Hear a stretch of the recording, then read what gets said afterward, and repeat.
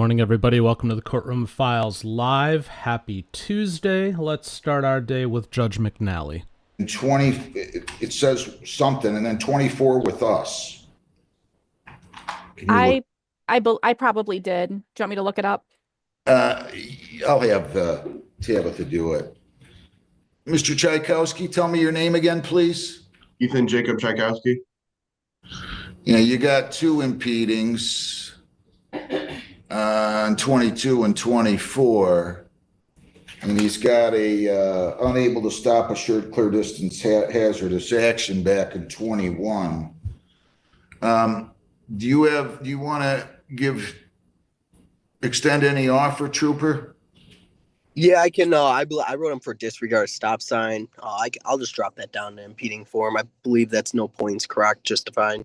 Correct. Do you want to do that, Mr. Tchaikovsky? Yes, sir. To that charge of impeding traffic, responsible or not responsible? Yes, sir. Responsible. I'll accept the plea, dismiss the original charge.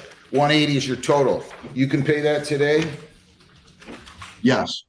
Go right on 33court.com and make your payment, okay? Okay. You gotta be careful. You're not gonna get another impeding out of me, okay? You've had 3 or 4 now. Good luck. Yes, sir. Thank you. Sir. Thank you. Thank you, Officer Martin. All right, what do I have here?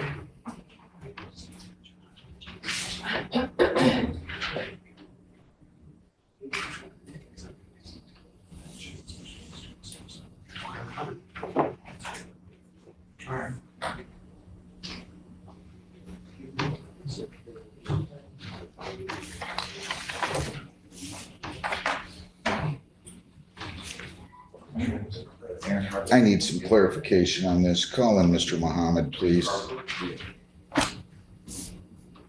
Trooper, I think that's it for you, right?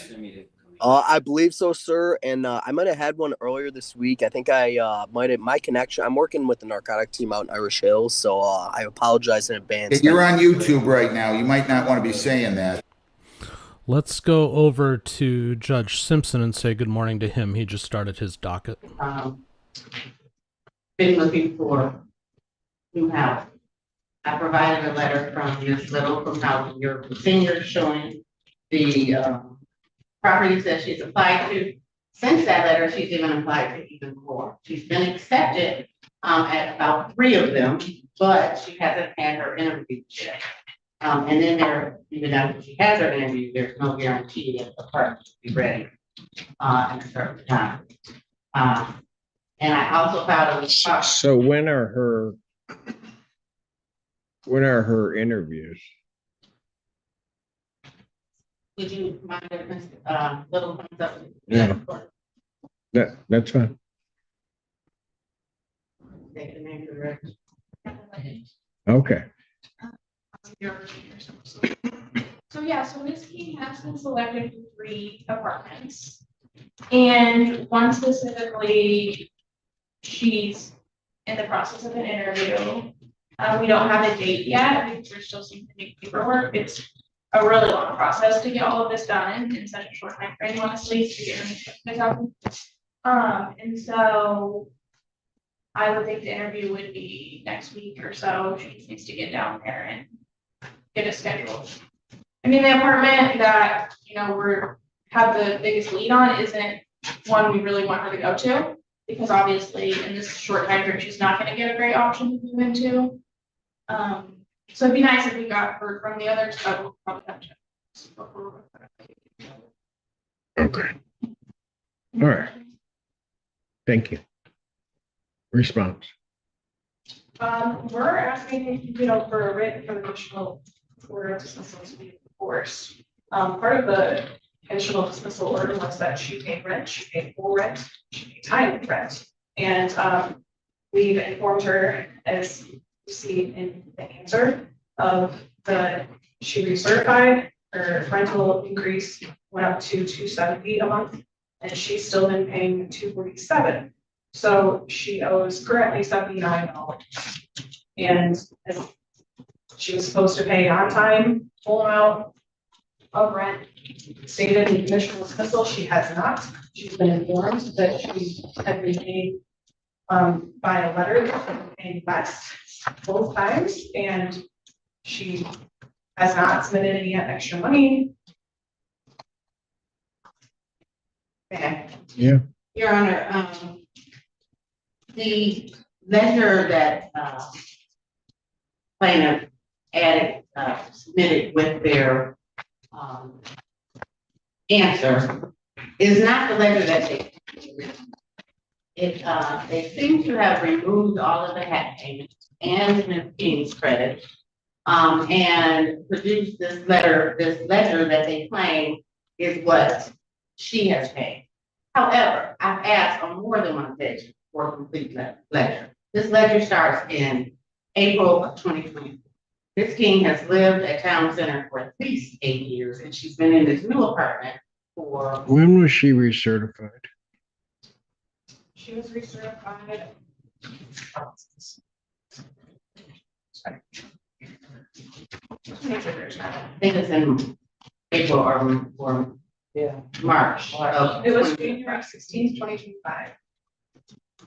January of this year, Yes. The effective date was March 1st, 2025. of the rent. So it's March and April. That, And Go ahead. Your Honor, as part of the terms of the consent order for conditional dismissal, we were to wipe her ledger as a. I recall. I We recall. did that. So before that date, shouldn't be in controversy here. Well, that's what I was curious about. Your Honor, the reason it's in controversy is because they wiped her account and included her February's payment, supposed to be February 7th, and they wiped her credit. Now, what my understanding of wiping her account was to remove the charges that she had since. She was to zero out that's what was supposed to happen. Okay. So she gets zeroed out the credit that she has and the payment that she made for February? Because if you look back to prior to them filing this case, she had been paying 200. I'm not relitigating the case. Okay, well, Your Honor, the COD says that she abide by the terms of the lease. This is subsidized housing. Paying rent late, which she didn't do because she paid on the 5th, and they didn't process it until the 6th. And not paying the full amount of rent is not a eviction cause for subsidized housing. They are required to offer payment arrangements. The goal is for subsidized housing. She entered into a COD that she was going to pay her rent timely. No, COD says she would not violate her lease. This is not a non-payment of rent case. Never has been. Does she have the 79? Yes, Your Honor, she has $79. Then why are we arguing? Why doesn't she pay it? Because she has credit on her account, Your Honor. It's not fair for them to keep the credit, and they reverse the half payment at a different. All right. time. And it's not a violation- it's not a violation This is of the lease. ridiculous. Exactly. No, it is simply what your argument is ridiculous. Because what I'm gonna do is she was to abide by the terms. She has to pay her rent on time, got her account zeroed out, gave time for her to find new housing, gave an opportunity to then come before the court and ask for additional time if she showed that she was doing that and complying with the COD. She's not in compliance with the COD. I'm gonna deny the motion to extend the time. Your Honor, thank you. Yeah, how is she not in compliance with the COD? It doesn't specifically say that she has to pay her rent one time It or the does. full amount. It doesn't. It does. It has The second time- things for late payments. It has other things that if you go to paragraph 23 or whatever, it lists the things that you can terminate. Do you have? You sign, I'm sorry. Your Honor, Yes, the second line from the last line says defendant will pay March and April rent at normal time. Your signature is right here. And she paid on the 5th. She did not pay her full rent, ma'am. Okay, but she paid on the 5th. she didn't pay her full rent. We can go round and round in circles. Motion denied. Motion denied. I'm not going around and round in circles on this. So, Your Honor, we'll submit a writ. Thank you. Thank you, Your Honor.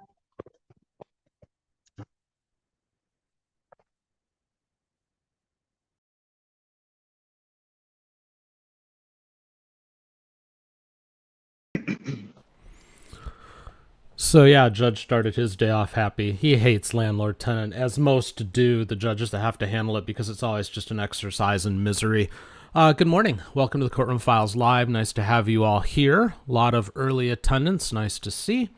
As Bailey, I believe, already noted, a little bit different background and overlay starting today. I'm not done with it yet.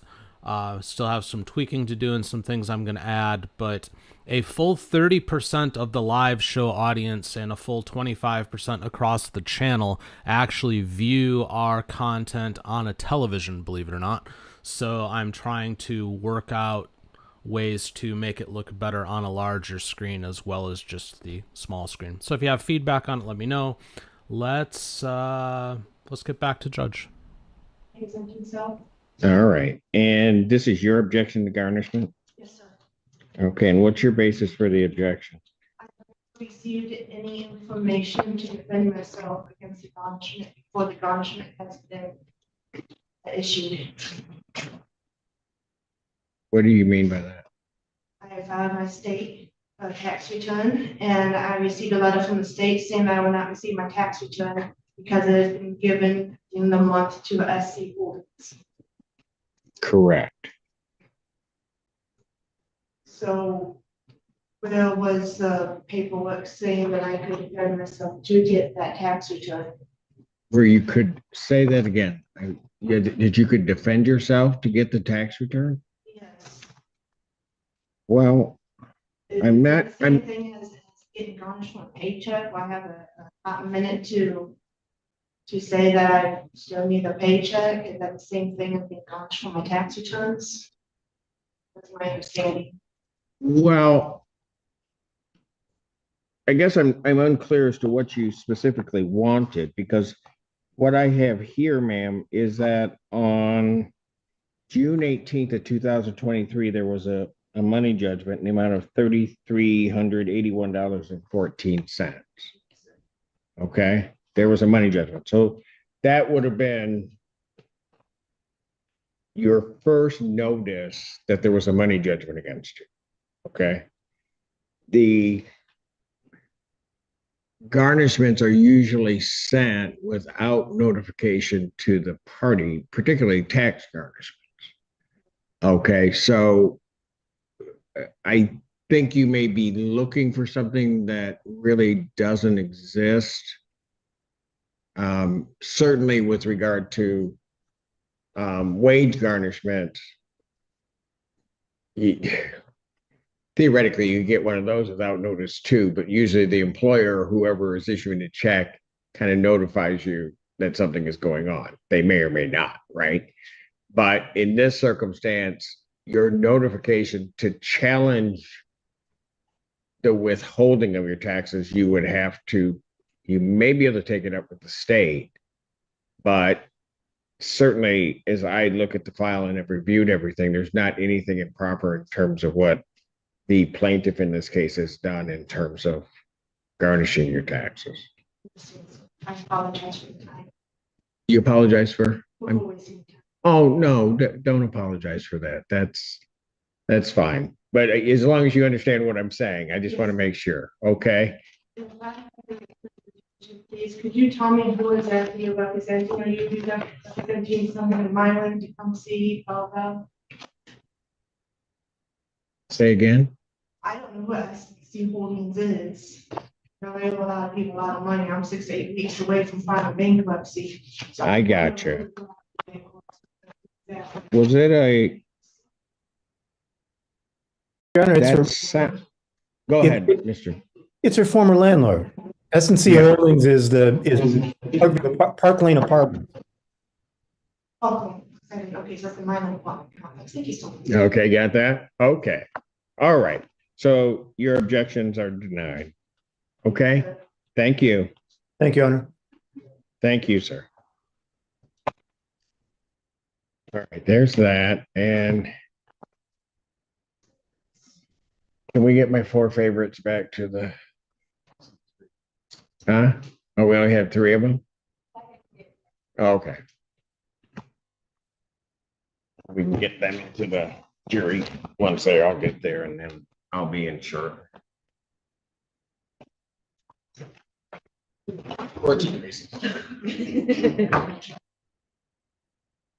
All right, well, he goes to recess. Let's go back to Judge McNally. Which one do,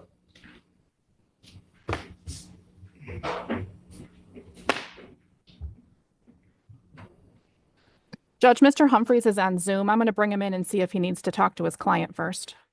okay. Is Marvin Thompson out here? He's on Zoom too. Mr. Humphreys?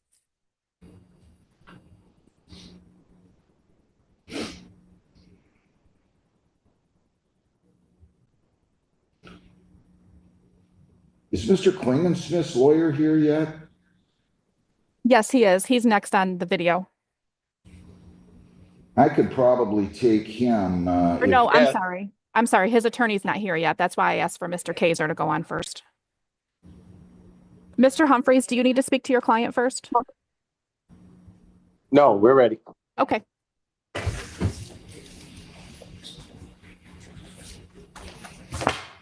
I know you got 46 things going. If not, maybe somebody else can call Mr. Schulman and find out where he is. I already left him a message. People against Marvin Robert Thompson II, 25M706027FY.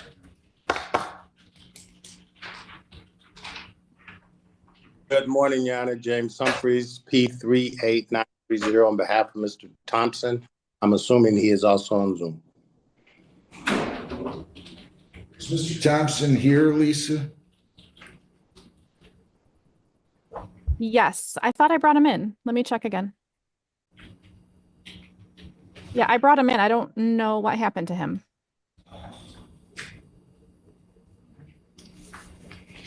This might be him that logged back in. Let's see.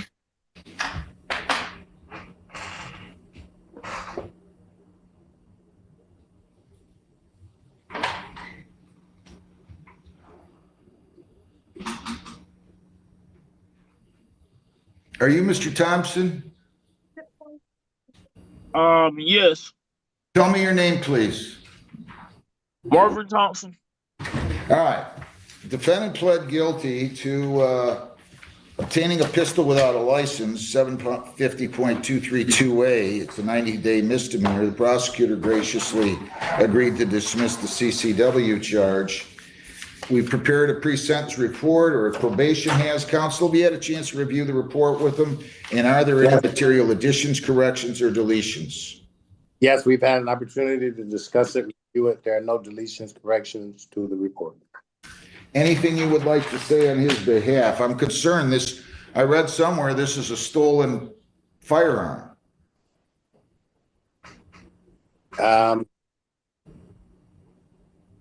What would you like to say on his behalf, and include that in your elocution if you would? Just that, Your Honor, Mr. Thompson is a truck driver out of North Carolina. And as it is probably the custom in that particular industry, the truck drivers carry weapons. He secured the weapon inside of the trailer where he was sitting, and the officer, upon taking apart everything in his trailer, he discovered the weapon. Pretty much it. He was here to make a delivery around the West Road area. Any comment on whether or not this firearm was stolen? That concerns me, obviously. It's a Glock. No, Your Honor, I did not read that in the report. It doesn't say that is it. And then I didn't read it in the, but it's I did not. I had Station 20 run the firearm, run in lean, the gun returned stolen out of Robeson County, wherever that is. I'm assuming that if that would be the case, it would be out of Robeson County in North Carolina. I got it. Sir, anything you'd like to say?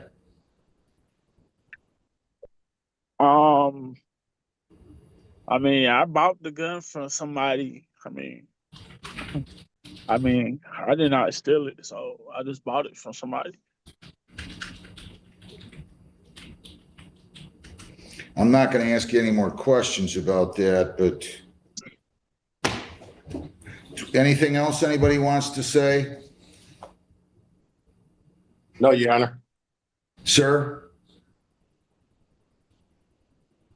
Anything else? No, sir.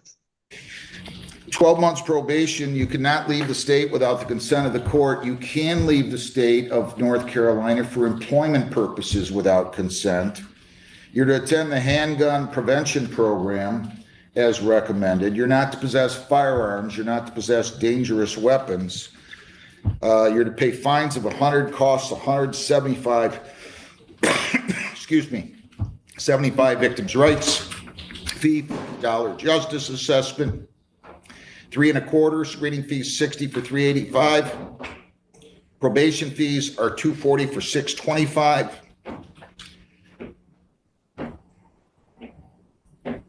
They didn't convict you of having possession of a stolen firearm. 30 hours community service, I'm going to give you until July 1. You may be eligible for early discharge if you do your programs. So you could be off in 6 months if you do the handgun prevention program and 30 hours of community service. Your total is 625. If you violate, your probation could be revoked. You could be incarcerated for 90 days. You have 21 days to appeal, 14 days to apply for a court-appointed lawyer for purposes of appeal if you cannot afford one. Do you understand that? Yes, sir. All right. Can you pay all of this today, sir? Not today. How much do you have today? I just look at my bank account, see how much money I got left. I mean, I probably can pay something on it today. Well, tell me how much you can pay. Can you pay half of it? How much it was? The whole 6 total? 1/4. 600 and a quarter. 625. Correct. I probably can pay over about 100 and something. What's 100 and something mean? How much? Maybe, 100. maybe like $140. You pay $100, 140 now. You go on 33court.com. Do you get paid weekly or bi-weekly? No, on what website? Do you get paid weekly? No, what's the website again? 33court.com. 33court.com. Yeah. Okay. Can you pay $100 a week then?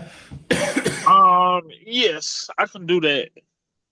I'll tell you what, I'll give you some leeway time. You pay $140 today on 33court.com with your case number, and then $100 weekly, and I won't make you start paying on that until the 2nd of May, okay? Okay. You have 21 days to appeal, 14 days to apply for a court-appointed lawyer for purposes of appeal. Mr. Thompson, if you need more time, all you have to do is call the court. We'll go on Zoom on or before your due date. On or before any of the due dates, I'll be glad to give you an extension, okay? Okay. Thank you. Best of luck. Thanks, Mr. Humphreys. Okay, let's go over to Judge Fleischer. He started his day. A couple things real quick. First off, it's possible that we end up hanging with Judge Fleischer more than usual. I mean, we usually hang with him a lot, but even more. In theory, they're going to impanel a jury today for a trial tomorrow, so if that happens, we might run with that a little bit. Also, I wanted to point out, speaking of Judge Fleischer, if you are not a channel member, consider becoming one. It's $2.99 a month, but specifically one of the benefits that channel members get is the daily full docket of Judge Fleischer, unedited, uncut, just there it is. So consider that. Let's listen to Judge. And resells them for typically $300 to $400. We have him taking the actual tailgate, right? Yes, Your Honor, that's what it says. Well, it has him as the seller of the tailgate. Yeah, I didn't take the, Your Honor. Stop. Don't say anything. You have the right to remain silent. Exercise that right.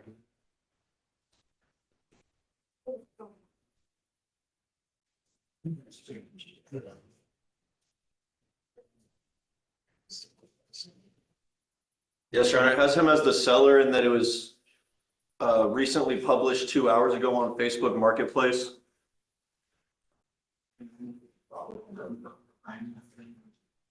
But those are the facts as far as the dim summary goes. It says here that this defendant did then and there unlawfully appropriate by acquiring or otherwise exercising control over property, namely a tailgate owned by Jonathan Smith.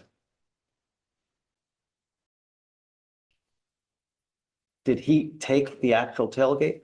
Your Honor, there are no facts alleged in the DIMS that he knowingly took the actual tailgate. However, the tailgate was in his possession and under his control. Sure. And he was the seller on Facebook Marketplace. There's no information in the DIMS, though, that represents that he was the actual individual that stole the tailgate. In fact, when the officers interview him, he says that a friend, he buys the tailgates from a friend and then resells them on Facebook Marketplace.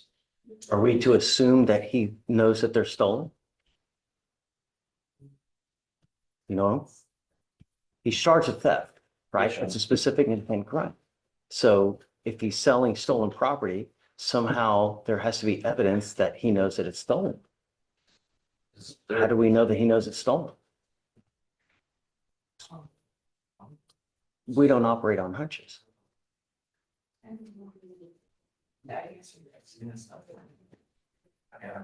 Your Honor, there is also an allegation, or it's alleged in the DIMS that the defendant told the law enforcement officer that he was aware the tailgate was stolen. Well, there you go. Okay. Thank you.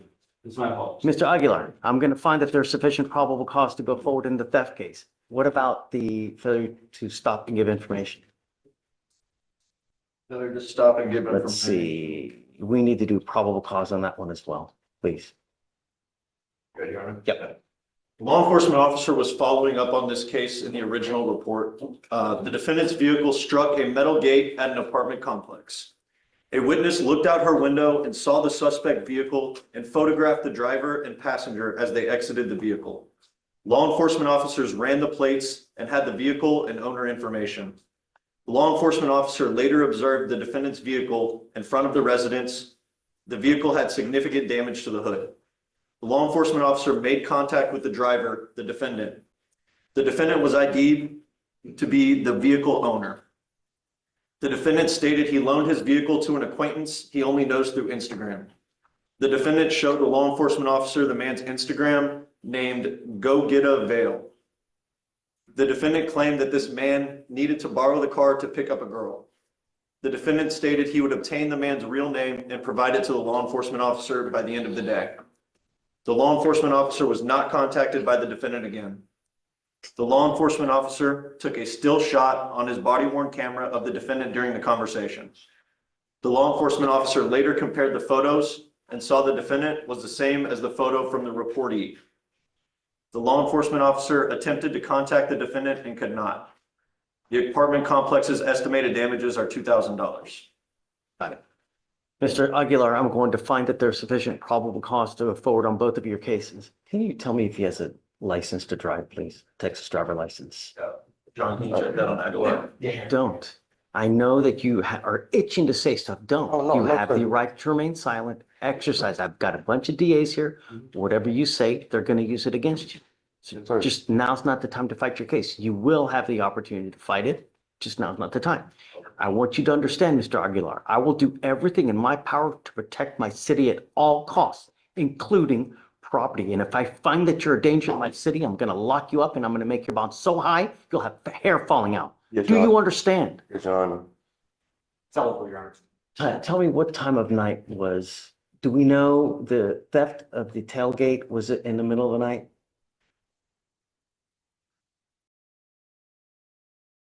So it was reported around 5 p.m. That's the only information we have, Your Honor. Okay. I'm ordering you as a condition of your bond not to pick up any new cases, not to have any contact with the complaining witness in the theft case, not to go within 200 feet of where they live or where they work. Do not pick up any new cases. You are not allowed to drive unless you have a valid Texas driver license and liability insurance in your name, and that is also a bond condition. If I find that you're driving without car insurance, likewise, you will go to jail. That's it. If I end up revoking your bonds for one thing or the other, they're probably going to end up around 10, maybe 15,000. And if you don't have anyone to pony up that kind of money, you will be stuck like Chuck in there until this case is over. Do you understand? Yes, sir.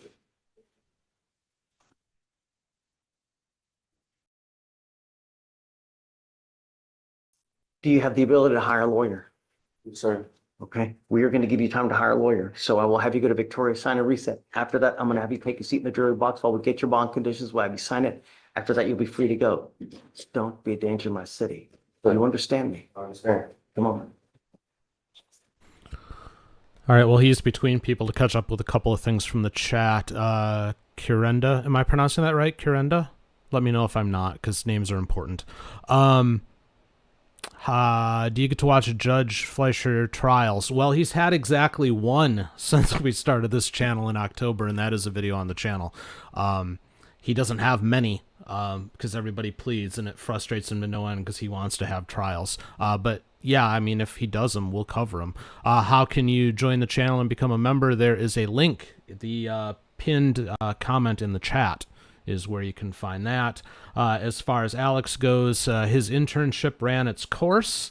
He is out somewhere. I don't know if he's taken the bar yet, or if he's passed. So I don't know. This new guy they have has passed the bar, or not passed the bar. He's taken the bar. He's waiting for his results. And Brandon, thank you for becoming a channel member. I really appreciate that. It goes a long way towards helping the channel. More importantly, it helps build that tighter knit community, which we really love. So thanks again. Let's get back to Judge. Brake checked the truck. The complaining witness stated he attempted to change lanes to let the defendant through. The complaining witness stated the truck went around him, got on the median, and then collided with the complaining witness's vehicle on the side. The complaining witness stated the defendant pulled ahead of him and turned to leave the scene. The complaining witness stated he followed the defendant and got in front of his truck to prevent him from leaving. The complaining witness and the defendant exited their vehicles. The complaining witness stated the defendant came up to his face and was yelling that the defendant was trying to find a good place to stop. The complaining witness stated the defendant got in his motor vehicle and left without providing his driver's license or insurance. The complaining witness stated he did not want to press charges. The complaining witness estimated damages to be $500. An officer ran the plate provided by the complaining witness. There was a driver's license attached to the plate. The officers ran the attached driver's license and got a return photo, and the complaining witness ID'd the defendant by this driver's license photo that the officer showed him. Mr. Hitz, I'm going to find that there's sufficient probable cause to go forward with your case. Do you mind running his license, please? The city has a valid license. You are not allowed to drive unless you have a valid Texas driver license and liability insurance in your name. If I find that you drive without either, or if you pick up a new case, I will revoke your bond, put you in jail. No more PR bonds. Do you understand? Do you have the ability to hire a lawyer? I think so. Yes. Okay. Yes. We'll give you time. If you have any problems, just come back and talk, and then we can go further. If you need an appointed lawyer or anything, we can always have you fill out an application. So for now, I will have you go to Victoria, sign a reset. We will then have you take a seat in the jury box while I get your bond conditions ready. We'll have you sign it, and after that, you'll be free to go. All right? Please. Do you mind filing those conditions, please? Yes, sir. And then I'd like to know if he still has a license or not. Absolutely. And, could you restate those conditions for me? No driving without a valid license and insurance. Yes, sir. Your Honor, his license is eligible. Great. Okay. Yes, Your Honor.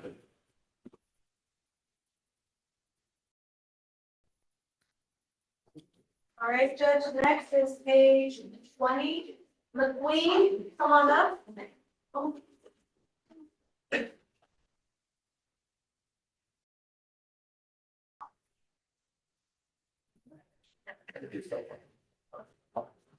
You're Mr. McQueen? It's not an answer. Yes, sir. Mr. McQueen, you're charged with indecent assault by contact with fluid. You're facing up to a year in jail and or a $4,000 fine. We're going to do probable cause. You have the right to remain silent. Anything you say can or will be used against you. You have the right to have an attorney present. If you cannot afford one will be appointed to you, sir. Your Honor. Your Honor, if I may, I believe we already read probable cause. Yes. And you found probable cause on this case. That's what I was about to say. Is this an arraignment? It was last Tuesday. Oh, yes, Judge, you set a bond, 415. Oh, that's right. We did bond conditions and then let him go with the bonding company to post a bond. So this is his arrangement. Got it. Okay, so what we'll do is, do you have a lawyer? Yeah, but her mother just died, so she's not here today. So she said she's been trying to call whoever answers the phone to tell them. Because this is. Yeah, that's okay. Yeah, all right. So we're gonna give you more time regardless, since she's not here or he. We'll just have you sign a reset and then we'll have you get going. All right? Okay. Please.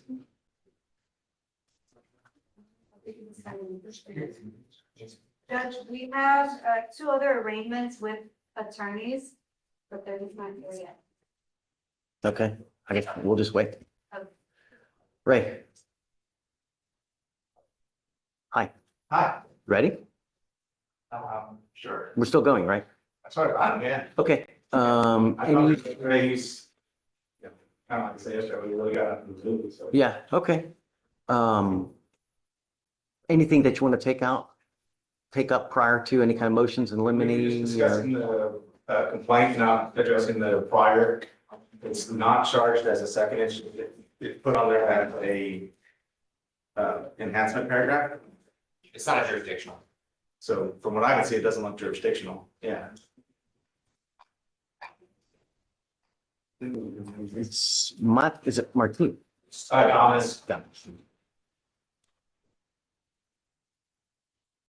Basically, that wouldn't be in our case in chief, it'd be on punishment. There you go, you're pretty good. Because they've also got the 0.15 alleged on there. That is in the case, that has to be in the case in chief. Right. But the So second is not. just the 0.15 itself makes it a class A in and of itself, right? Right. And normally we wouldn't. I mean, I see that there is the. Right, but it's not a jurisdictional enhancement, Your Honor. It would just be a punishment. So it wouldn't be in our case in chief, it would just be in our punishment case. Sure. Right, Of course. but it's not, that's what we were just trying to figure out. Right, because the 0.15 It mentioned. during case in chief, right? Correct. The only Yeah. time you do that is on D-Rate thirds, because that is jurisdictional. Right, because that's jurisdictional. Yeah, Then you're you have right. to make it a felony. Cool. Yeah, so I think that's really, and I'd also Also, like, don't mention the 15, you know, right? Well, I think that would. And when you're arraigning. No, oh yeah, when in arraignment, no. Obviously, I was, during the case in chief that we would have evidence, obviously, but yes, Sure. during arraignment, no. Okay. and then I would also like for the state not to mention anything to have to do with his immigration issues or ICE hold or anything to that We are effect. completely in agreement on that. Done. Thank you. We had some. Nice and clean. Hi. Hi, Judge. Good to see you.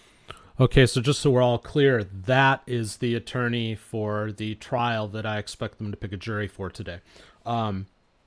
So it looks like that's going to happen, and we'll go long if need be to cover that. This is probably going to turn into very much a Judge Fleischer day. I don't know how much actual court hopping we're going to do, but we'll play it by ear. Pocket, which I just submitted yesterday. So we're at 180 days, so she told me I need to approach. T-Raz, it's completed. Okay, so we'll give you 2.5 weeks. I submitted the packet yesterday already. Yeah. I'm just waiting to hear. It's gonna obviously just take time. Okay. Yeah. Yeah, we'll give you time. Thank you. Sure. Good to see you. Thank you. Good to see you too. Oh, Kurenda, I'll ask you again, am I pronouncing your name right? Thank you for becoming a channel member. Very appreciated. Everybody in the chat, please thank Kurenda and Brandon.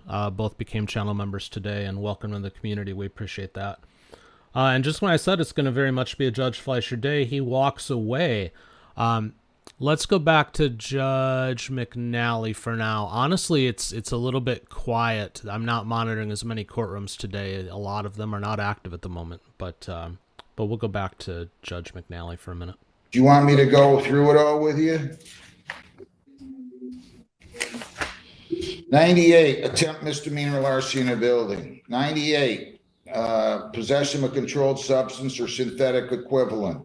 98, be in a vehicle to steal property over $5. 98, larceny over $100. Fleeing elude third, 98. 99, there was a home invasion dismissed, which is fine. Then he had it looks like another home invasion that he pled guilty to, first degree. Another home invasion, 99. Another home invasion in 07. 07, another home invasion, second degree. 07, multiple home invasion convictions. 07, another home invasion. 07, another home invasion. So I'm just not inclined to change the bond we can take care of this next week, and then I'll give you, if he's bound over, I will reduce, I'll give you a referral to DSU or pretrial services, whatever they're calling it now, okay? Okay, thank you, Judge. 75,000, 10% bond is continued, sir. And we'll see you next week at 12:30. Thank you. Okay, thank you, Judge. You all have a good day. You too.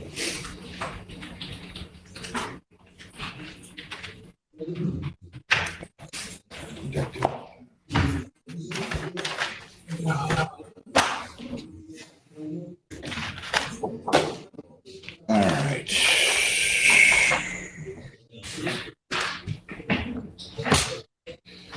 William Michael James, 23B-726-981. All right, counsel, your appearance. Michael A. Carmen, B7382 form, pending, Your Honor. Sir, your name? William Michael James. All right, so what is his pleasure? I'd like to take the sobriety report. All right, are you doing this because you want to do it? Yes, sir, I want some. All right, good. All right, so there's gonna be a plea, and there's gonna be a plea to OWI 1, the OWI 2 to be dismissed, and the super drunk to be dismissed, correct? Yes, sir. Is that what you want to do, is plead to OWI 1? That is a misdemeanor, punishable by up to 500 fines, 93 days jail, 360 hours community service. Court costs are all 6 points. Your license will be suspended or revoked in accordance with your record, and your vehicle could be or might have to be immobilized depending upon your record. You understand that? Yes, sir. Your license will be revoked, but if you get into sobriety court, you're going to be eligible for a restricted license 45 days after the sentencing here. After the sentence. Do you understand that? Yes, sir. All right. Did you sign, read, and understand the advice of rights form here? Yes, sir. If you plead guilty, you'll be giving up all those rights, and there will not be a trial or a hearing. Do you understand that? Yes, sir. All right. To the charge operating while intoxicated, first offense. How do you wish to plead? Guilty. Were you operating a motor vehicle in the township of Brownstown, October 28 of 22 on Nighthawk versus near Weston, Brownstown? Yes, sir. Did you drink alcohol prior to that? And if so, what did you drink and how much did you drink? I was drinking beer, drank about 15 beers. Was your ability to operate that motor vehicle significantly and materially affected due to the consumption of the alcohol? And if so, in what way? Yes, sir. From speeding. You think you were speeding at least? No, I know I was speeding. You think you were speeding at least in part because of your alcohol consumption? Well, I was speeding because of the drinking, and I was trying to catch up to my friend that was next to me. Ultimately, you were arrested and transported to the police station, correct? Yes, sir. Did you take a breathalyzer test or a blood draw? Blood draw.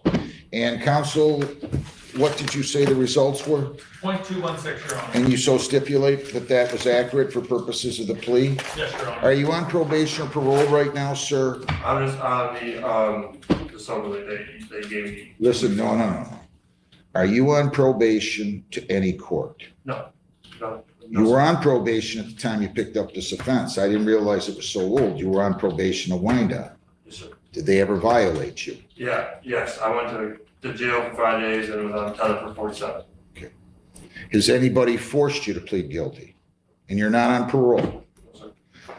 Okay, I'm gonna accept your plea to OWI, dismiss the OWI second, and I'm going to also dismiss the super drunk. I'm gonna refer you for a screening and assessment. You're going to be screened and assessed today, and you're to follow all bond conditions. Now, let me ask you this. Do you have your AA verification? Yes, sir. Let me see it. Okay, right here. Yeah. Did you see it, Mr. Carmen, yet, or not? No, Your Honor, I didn't ask. I'm sorry. Has he been have you been? Yes, sir. I've been going 3 times a week. Okay, good. Your mom is organized. That's Huh? all him, Your Honor. What's that? That's all him. All right, good. So you're gonna, I believe you. Take it. I believe you. If you were going to go that far and lie to me, and I don't believe that, then you got one by me. But I don't think you did, because I think you were going, which is good. Follow all their bond recommendations. I hope you're serious about this. I truly am serious. I've been talking in classes and in the meetings. Good. About it, and I know we can help you. I'm gonna give you a sentence date about 5 weeks out. You're gonna go through the bond phase. Then we're gonna decide, the team will decide whether we're gonna accept you. As long as you're showing an interest, as long as you're showing up, as long as you're doing everything you're supposed to do, we are going to accept you into the program. Okay? Your Honor, my client, as part of his employment, does occasionally work out of state. There is one such job he has lined up tomorrow through Sunday in Indiana. Does he have the court's permission to go out of state for that? Yeah, you can leave the state between, tomorrow's the 23rd, and what would Friday, or that would be the 27th. So you can leave the state between April 23rd and April 27th. Our sentencing will take place, Lisa, May 28th at 8:30. May 28th at 8:30. Okay. I really wish you well. I look forward to getting to know you. We're going to help you. Lisa, I do need, did we ever run his own, hang on one second. Did we ever have the information to run his ownership record? I did. It looks like it belongs to a Brian and Brittany Janes. Who's that? That's my father and my sister. Okay. All right. So I can't immobilize the vehicle. Use your head. Okay? Yes, sir. All right. Good luck. Thank you so much. Go down the hall, get your notice, and then go across the hall to probation where you'll fill out a questionnaire and be interviewed, all right? Okay. Best of luck. Thank you so much. All right, well, he's between contestants. So if you were with the show yesterday, you'll recall that Judge West, it started out with Judge Fleischer and the reckless hoodie. And then we watched Judge West, and contestant after contestant there had very interesting attire.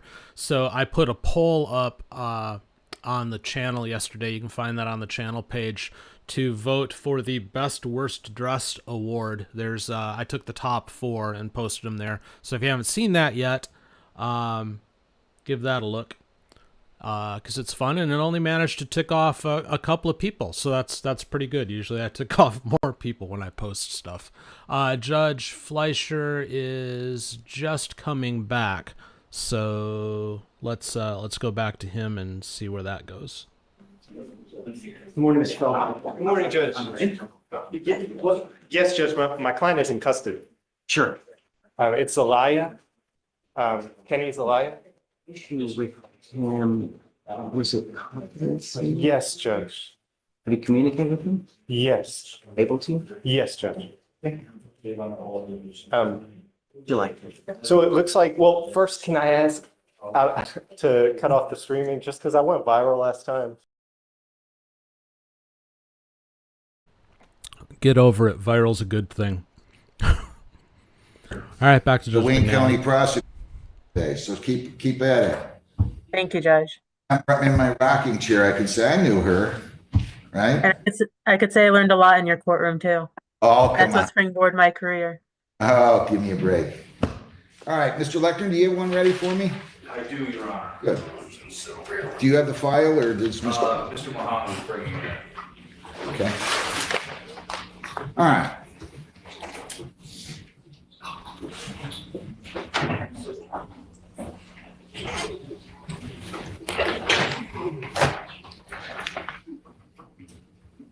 Okay, I need the prosecutor on this. This is Alicia Ann Strong, 25I-702-6711, and Richard Warner Strong, 25I-702-6712. Can somebody call Mr. Mohammed, please? It says people wish to address bond. All right, good morning. Mr. Lechner, can you have one client? Are you representing both these individuals? I am, Your Honor. Ma'am, can you step on the right side of your lawyer? Your Honor, is it okay if I get the victim to come in? Sure you can. Thank you. Ma'am, your name? Alicia Strong. Sir, your name? Richard Strong. Your appearance again? David Lechner, number 67994, on behalf of Alicia and Richard Strong. Did I cover with you two, were you here at the time of the arraignment? I was, Your Honor. Did I cover the possibility of a conflict of interest between Mr. Lechner? You two are married, correct? Yeah. Yes, ma'am? Yes. Did I cover the fact that the two of you, there's a potential conflict in Mr. Lechner representing both of you? You did, Your Honor. Ma'am, you have to answer out loud. Yes, yes, you did. You explained that if someone points a finger, that could cause. Well, just as a matter of course, if a lawyer is representing two co-defendants, there's a real potential for a conflict. You understand that? Yes, I do. And I explained that to you, did I not last time? You did, sir. And I explained that to you, did I not, Mr. Strong? Yes, you did. And you waived that right, correct? Correct, Your Honor. And you did too? Yes, sir. All right, good enough. So the prosecutor wants to address bond.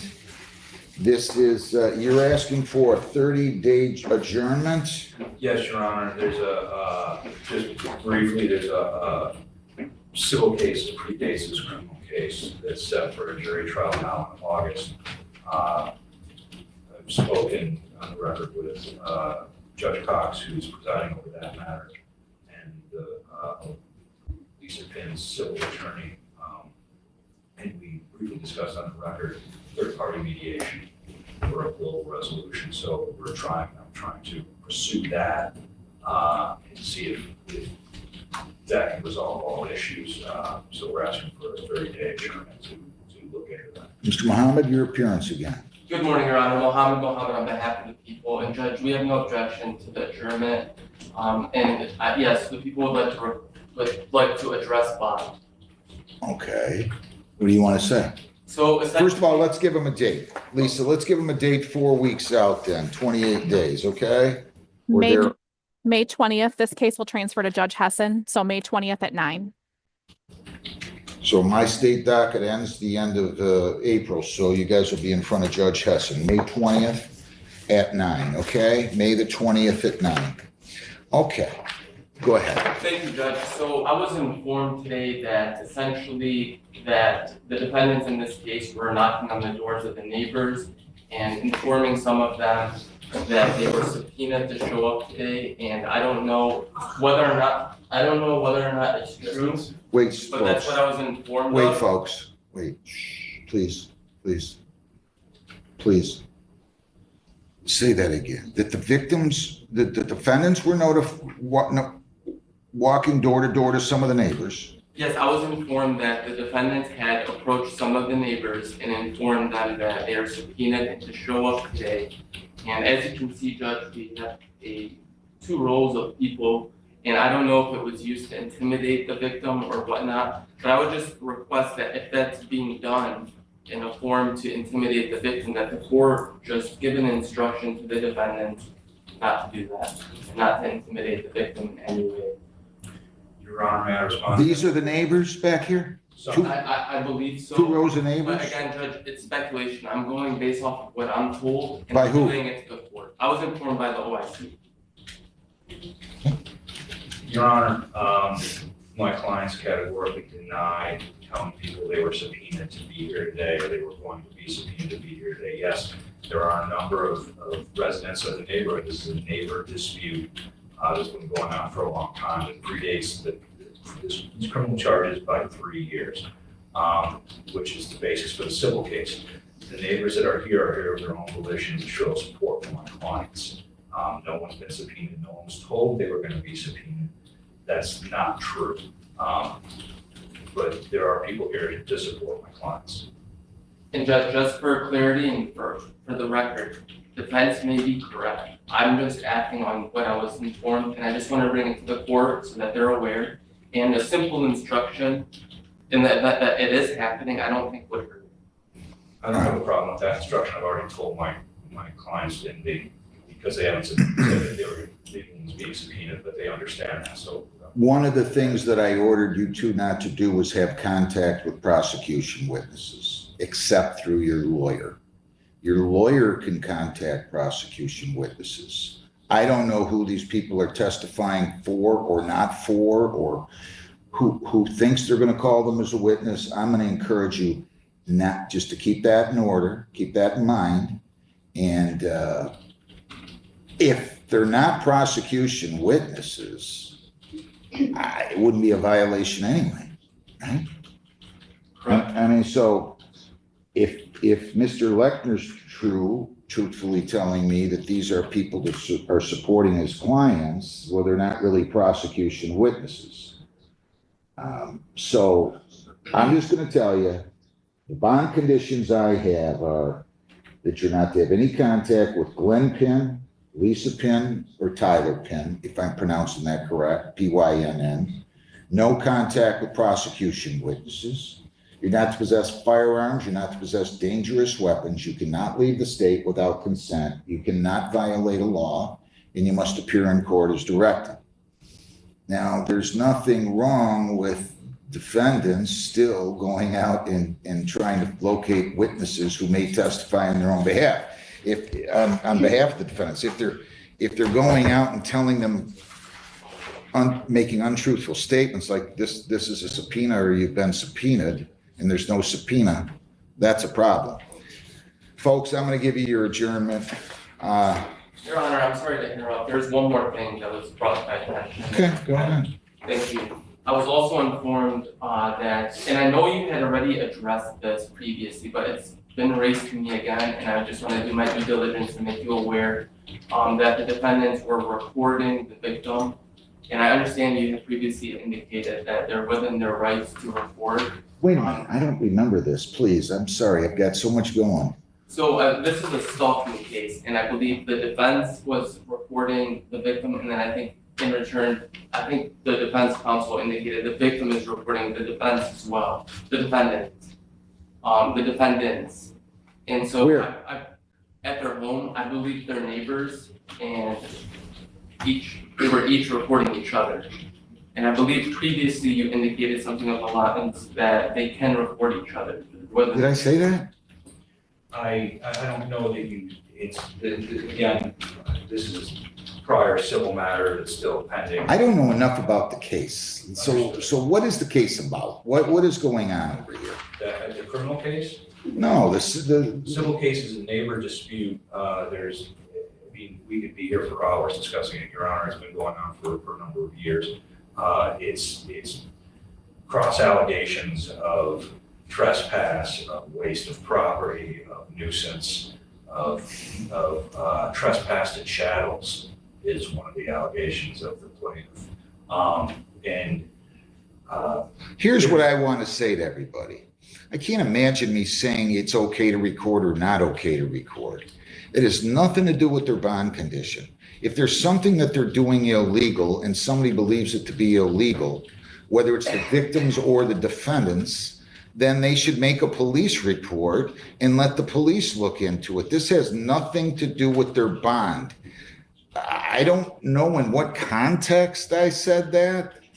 To be candid with you, I mean, I don't know where, Mr. Mohammed, I want to make sure you're listening to me. I understand. And it's okay. If you need time to confer with him, I'll wait. So, Judge, I was just brought information that yesterday, I believe one of the defendants had walked by the victim's home and recorded her. And so I was just trying to get a better understanding of that. This just happened yesterday. How far did the two of them live apart? 10 feet. Don't go that way. I don't know who did it. I don't want to talk about it. Don't go that way. You can go the other way, right? Can you not go the other way? It's a private road, Your Honor. The houses are right next to each other. It's people walk dogs, children. My clients have 2 young. I'm just telling them both. I'm just telling everybody the defendants should not be going on to their property. They did. Okay. If you think they did, then where were they, on the public sidewalk? I mean, is there a sidewalk there? Not a sidewalk there? There's no sidewalk. It's a private street. Barber Lane's a private road, Okay. and the Pins live north of the Strongs. There's 2 ways to get on that street, so there is another way you can travel. Don't go there. Guys, don't go there. Nobody, even the victims. I'm not ordering the victims to not do something, but I can order you, just don't go that way. You guys need to stay away from each other until these are resolved. You don't want anybody even accusing you of violating the no contact provision. Because then we have to have hearings. And if we have hearings and I find you did, I got to raise the bond. Don't go that way. Let's just stop ladies and gentlemen. Let the court system play this out. It's still the best in the world. Don't go by their house. Don't go on their property. Don't go adjacent to their property. I'm going to strongly encourage you guys to tell the victim to do the same. Stay away from one another. Then there's no accusations that can be hurled one way or the other. I don't remember in what context I was talking about okay to record. I think the cameras on their home and they were each recording each other. Like they had cameras at their home, and I believe you said that there's nothing wrong with something along those lines. I don't remember in what context, but I got no business thinking about that because that's not before me. I believe we addressed, I requested. Well, I know, but you're also requesting other things that I have no control over. I understand. I mean, if there's a law that somebody feels is being broken or violated, then call the police, let them deal with it. Okay? Let's do this, ladies and gentlemen. Let's stay away from one another. You're going to go on May the 20th in front of Judge Hessen at 9 o'clock in the morning, and you can go from there. Okay? I really think, I don't know, what's neighbor disputes. That's all I have to say. Did I cover everything? Yes, thank you, Judge. Did I cover everything? Okay, you guys can go down the hall, get your notices, May 20th. Thank you very much. May 20th. Well, good news. It's over now. Let's go back to Judge Fleischer real quick. Curenda, you asked if that meant he wasn't going to be a judge anymore. I think you were referring to when he said like his state docket was coming to a conclusion. They often, these districts, rotate through the type of cases that they take, so that particular docket's just moving over to another judge. And yeah, best in the system for how long, RJ? My answer to that would probably skirt a little too close to political for what I like to do on this channel. But I would say that the people are in control of that in who they vote into these positions. But unfortunately, those parts of the ballot don't get much attention like they should. Let's get back to Judge.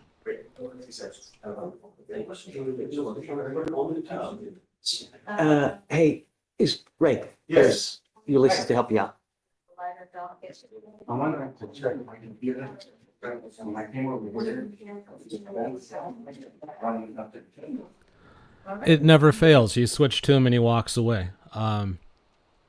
So yeah, hopefully things get better. Warning real quick, when we get to the point where they impanel the jury and do the voir dire, that in this courtroom can often be some rough audio because the lawyers aren't necessarily always facing a microphone. So I'll do the best I can on this end. Just play along. You might have to up your volume when we get there, but it looks like that's going to go forward. All right, we're back. I was going to switch to somebody else, but it looks like we're back. Is it just running the thing? We said on. Yes. Okay. They said it's fine. I'm fine with it. I'm just putting it on USB. Yeah. Right. Okay. Great. Hell, I may even just, I could probably go without it, just use it. Well, no, do what you need to do. Really. Do we have the panel yet or no? He's changing out right now, as far as I know, they would get the panel.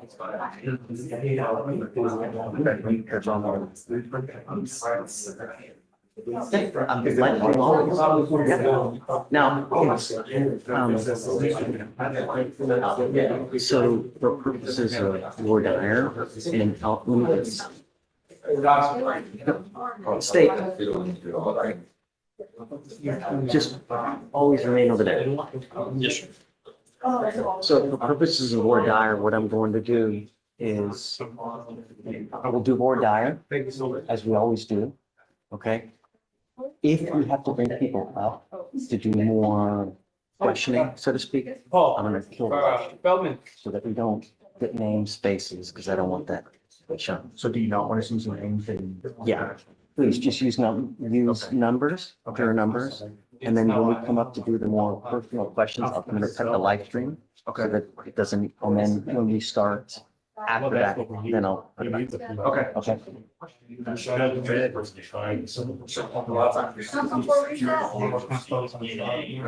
to God. I don't care what, dude, ball's in your court. You do what you want to do. I don't micromanage at all. Board hours in your court, and you ask what you want to ask. Just don't ask improper commitment questions, right? Yeah. The only question I have is. I don't know. No, I just go through a generalized, hey, who can be here, who can't, and I'll leave it on you guys to do the rest, but. Oh, Ramona, you're here. I went back there to go talk to you. Can you come back there with me? Judge, we have, an agreement with trial to appear. The warrant that can. Give me a second. So we get to do that on their time? Can I follow you? Okay, he might actually be a minute now. He did lay out what's going to happen, though. So at some point, if he cuts the feed when they bring up individuals to question them further, I'll have something on standby. But Judge McNally's court is the most active other court at the moment, so we'll go back to him. Protective order. Oh, So- I didn't see that. Yeah, if you didn't get it, go ahead. On the record, I'll stipulate to it. I'm well aware of those. I just want 2 signatures or somebody signing in, Yep. somebody else's name consent. Yep, you can And sign then my name send with that in consent. to me and I'll sign it right Yep. away, okay? Yep, I you can just sign want my to name. say You can sign my name with consent. thank you, Mr. Coleman. Yep, very good. Okay, you guys have a great day. I'll see you in a couple weeks. Thank you. Excuse me, Your Honor. That was a short discussion. He's back already. Good morning, Your Honor. Hey, good morning. The same matter from yesterday, motion to restore property. Sure. Sorry, Judge, I haven't been. It's, with dismiss.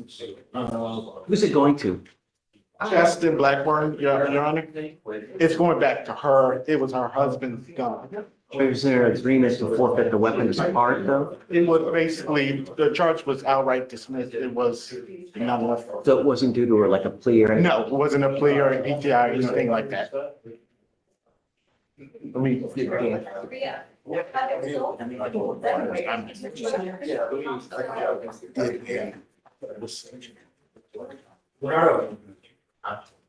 Sorry, Judge, this is the first I'm seeing it. I remember talking about it. Just Judge, may I approach real quick? Yeah, hi, John D. Come on up. A couple of things, Judge. I'm glad I caught you before your trial. 2 cases. One is Ms. Crawford. She is PTI ready. The only problem is this. She's in the process of getting insurance in order to get the contract. And she's probably going to get it like within the next week. She just didn't have the money to pay for it, but she's going to She get here? it. Yeah, she's there. Ms. Crawford, come up. So if you could just give her another week, she could probably get insurance and we'll get the contract. I mean, it's 200 days now. Yes, we just, it's tough for her, but I think she can get insurance, Judge. So, Hi, good morning. This is extremely old. It's 200 days. Yeah. that's the only thing Just left. to even get the contract? No, everything's in. They just need either, well, she's gonna get the insurance. That's the only thing left. That's What about the interlock? She's gonna have to pay for the interlock. She's gonna have to pay the DA fee. Yeah. Yeah, she knows, she understands that, but we have to get the contract. But can you do that within all 2 weeks? Okay, you remember it's It's 200 days. I'm not doing 2 weeks. 1 week? I will give you a week if you don't have it done. But we can't just keep resetting it in hopes that it happens. I mean, I Right. have to put a time limit on it. I'm just now hearing Yeah. about this today. Like, I'm just trying to get it done. I don't. No, the insurance I was flagged, Judge, so, Yeah. I mean, it was ready until I followed up with You need Brenda. to get everything finalized and done. Just stay in contact with John so you can met. Okay. Okay. Yeah. And then the other one, Judge, is Mr. Nyla. We've got a offer, Judge. Nyla, and I'm not sure if I even have to approach, but while I'm here, is it getting older? What past 160? Let me see. It's 107, so you got. One more reset for. Yeah, I got you. And that's it.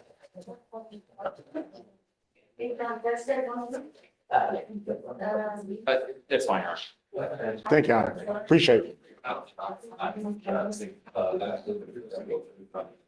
What case is that on the motion to restore? Alan, you gotta have to put it in the close. Deputy Miranda, is the panel here?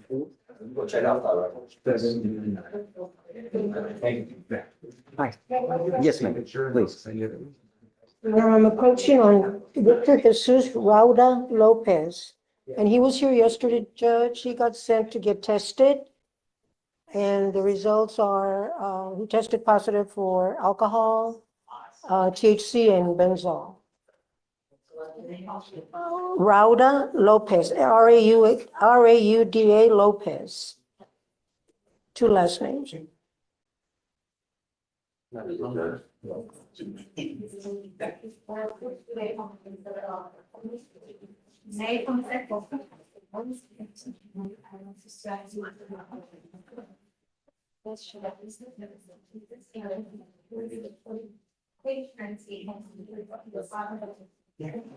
have a, do you need a translator? Sir? You need a translator? No, Judge, we'll get him. Can you have him come up, please? Mr. Lopez? Oh, he speaks English, Judge.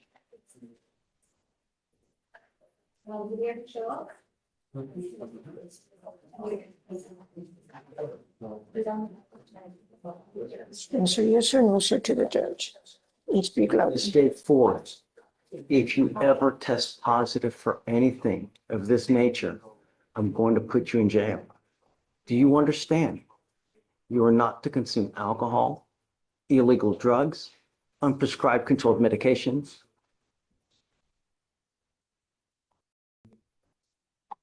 And I'm going to test you weekly to make sure that you're not using. Do you understand? The next time you test positive, you stay with me. Okay? He ran testing once a week, please, for him. All right, take a seat for me, sir. Thank you. Reset, Judge. Yeah, do a reset, but he's gonna have to come once a week to get tested. Yes, sir. I'm gonna do a normal Yes. setting. Okay? Yes, ma'am. Thanks. Hi. Hey. My associate came up there the other day, said that the court wanted me to be up here for this. What's his last name again? The client, Javier Marin, and it's off docket. It's 2533. Yeah, 2533-581. There was an issue. I don't remember.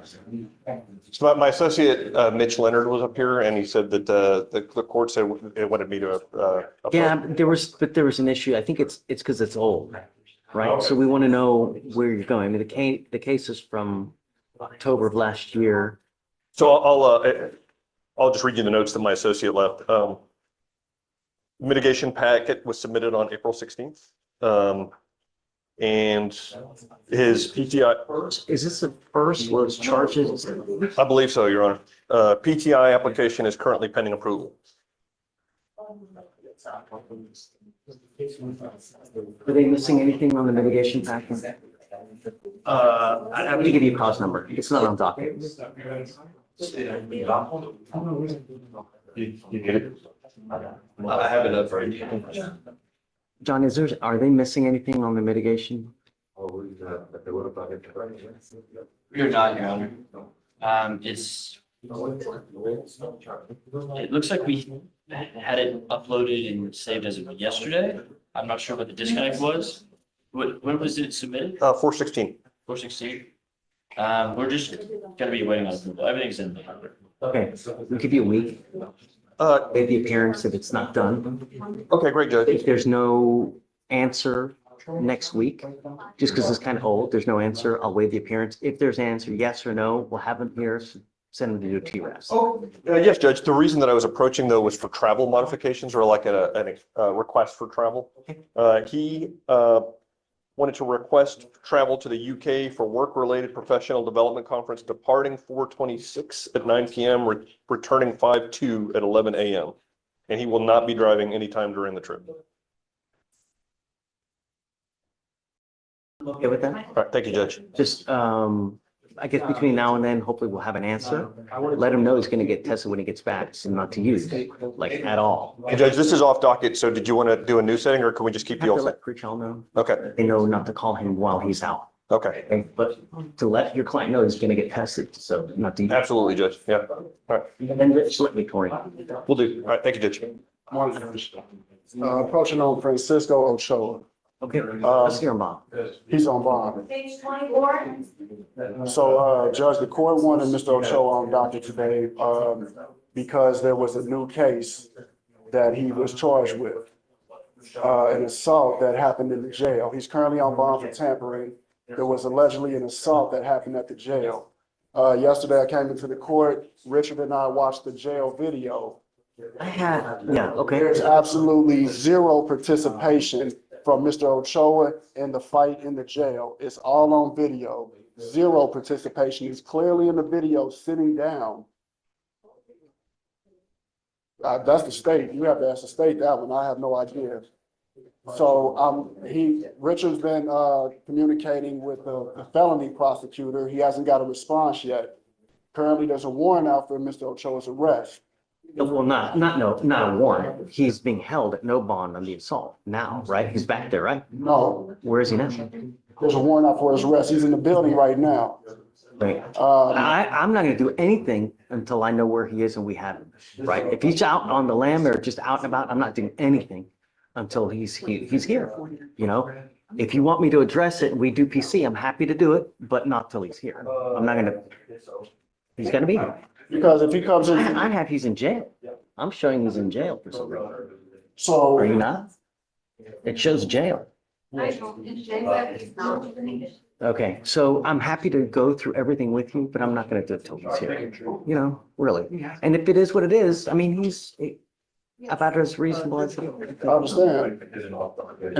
Show him, maybe he'll dismiss it We now. just I watched don't it know. again today. We watched it twice. And He doesn't want to dismiss it? he wants to communicate with Richard. Oh, he wants to talk to felony for some reason. Right. But this is a misdemeanor case where. Regardless, Mr. Haggard, I never do PC without the defendant being in here to do it, you know, and that just goes with everything. With every single case, I never do PC unless they're here. Understood. You know, if you want me to do PC, I'm happy to do it, but they gotta be here. And then we'll do it. And then I'm happy to watch any videos that you have as well. We'll watch it all together and we'll make a decision. Yes, sir. I'm trying to be as reasonable as I can, you know? All right, thank you, sir. Sure thing, Your Honor. All right. Real quick, for those of you who might have just joined us, Judge Fleischer is about to impanel a jury for a trial that will happen tomorrow. This is very rare in the 6-7 months that we've been an active channel. He's had exactly one trial, so this will be something that we all watch together. There was something else I was going to say, but I forgot what it was, so I'll get back to it.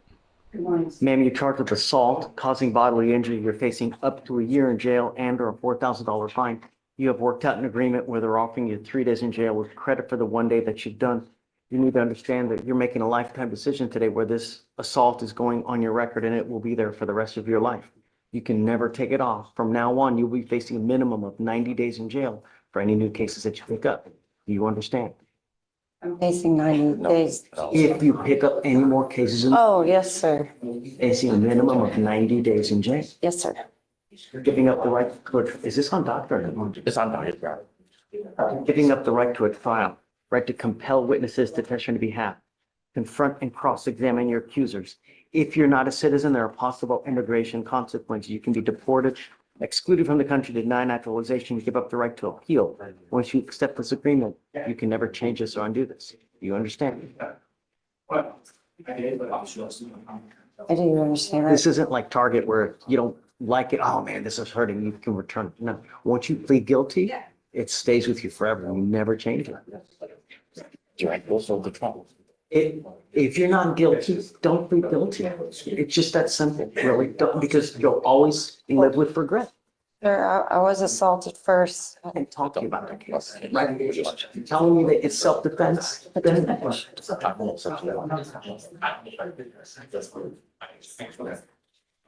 A trial today. Yeah.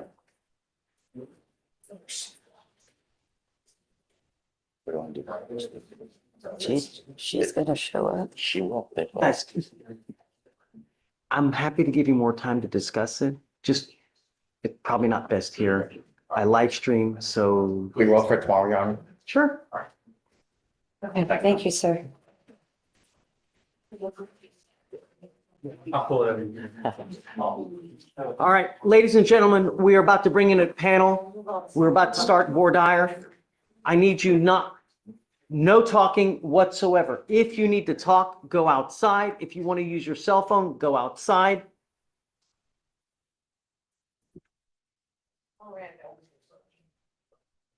We have a bunch of people here. Miranda. You gotta.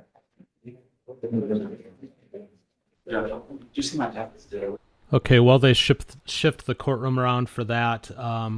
Couple of things. I'll ask you again, if you're new to the channel and you like what you see here, please consider becoming a channel member. There's a link to that in the pinned comment in the chat. It's $2.99 a month, gets you lots of extras, and we're building a nice little community there. So appreciate you to join if you are interested. If not, that's cool too. And I have a mission for you while we listen to the impaneling and the voir dire of the jury. Grandma, the courtroom files, my 82-year-old mother, listens and watches every day. And she is not active in the comments because for some reason she's not sure she should be. So her name is Joan, Joan. I want all of you to get in the chat and bug her to participate. Let's put a little pressure on Grandma and get her to be a more active member of the community. Yeah, Mom, I'm calling you out today. Sorry about that. All right, let's go back to Judge. Carson, I have to bring him up. I got to get prosecutors. Hey. I emailed them all. Yeah, she did. Reports this morning. Sorry, Judge. I didn't know. Do we have a prosecutor or not? There's only one of me, Judge. I'm sorry. I have 50 courts. I apologize. Oh, do you have? I'm doing, let's do PC for him just real quick. Yes, Your Honor. And Mohammed. Judge, Abdel here or here? Abdel Mohammed. Abdel Mohammed. hey, is he in shackles though? Are they keeping him in shackles? Abdel Mohammed. You know if they're keeping him in shackles?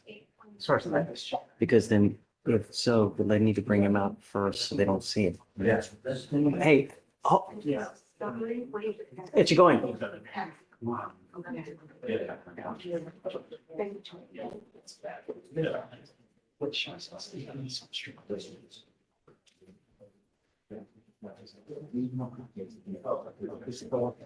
Okay, they're gonna take it off, so it's good. That's fine. All right, come on, person, come on. Mr.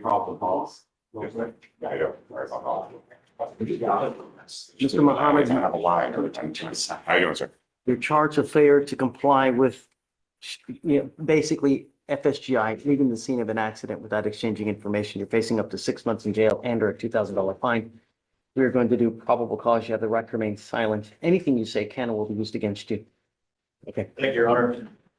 On March 22nd, 2025, in Harris County, Texas, the complaining witness went to the police station to make a report for someone that struck her vehicle and failed to stop and give information.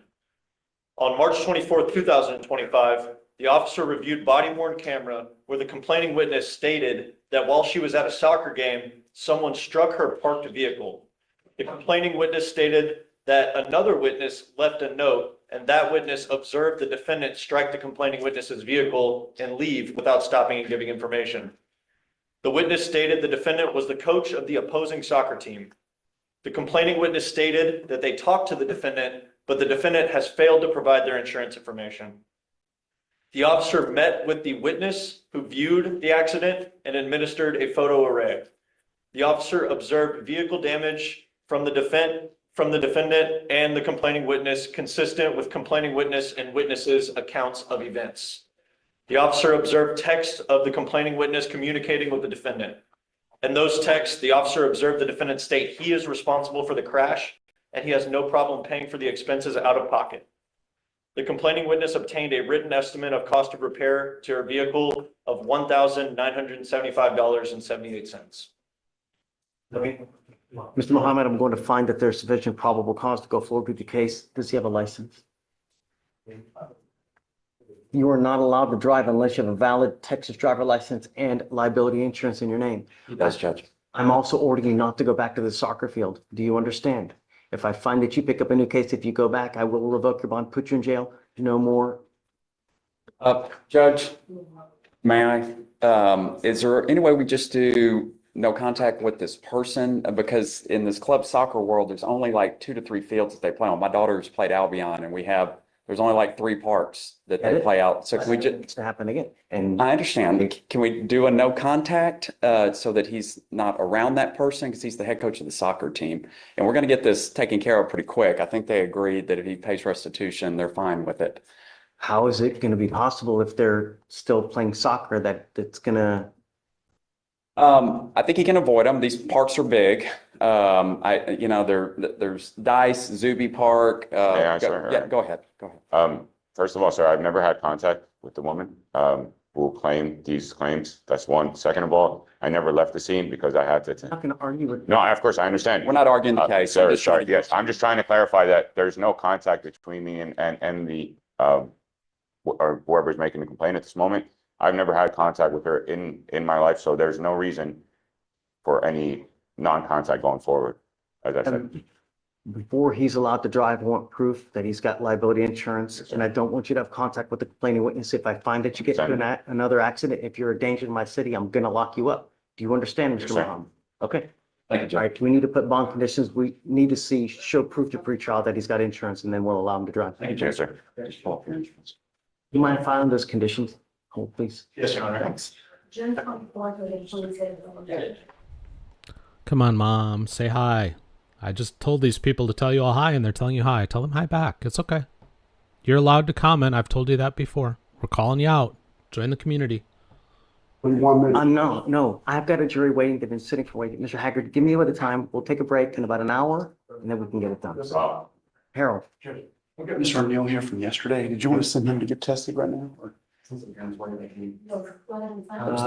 we talk about getting tested? Well, that was the one that we were And I remember, gonna call for the dad. And he hasn't been able to get a hold of the dad, I don't think yet, but I had some more numbers for the family I was gonna try to reach. try it, and then we can amend the MOA to allow them to go back, but I don't want to unless I know that all parties are okay and they can be separated, okay? Just wait. Yeah. All right, thanks. Yes, this is the last one. After this, go. Judge, on your document Get the today, event so we can start. on your document today, I have Mr. Hassel, just Hassel, Jasso. Okay. And just a question, if because I haven't heard from him in months. Judge. I don't see a hustle. Yeah. No, I said it. Right here with me. HASS. Oh, J. Wait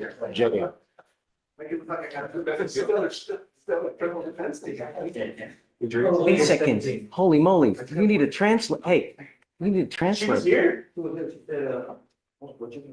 Yeah, she was here. She knew about it. So, Mr. Santana. Yes, sir. You haven't heard from him? I'll motion to withdraw, but I'm not sure if you require him to be. Yes, so do this. SFPF, 1 week, let them know that they are required to hear. If they don't show next week, I revoke the bond, I'll grant you a motion. If they do show, we'll talk about, yeah, okay? He doesn't answer my calls. Yeah, set it for a week, SFPF. Thank you, Judge. Yeah. Okay, and then. Thank you, Judge. Judge, was that last arraignment, was that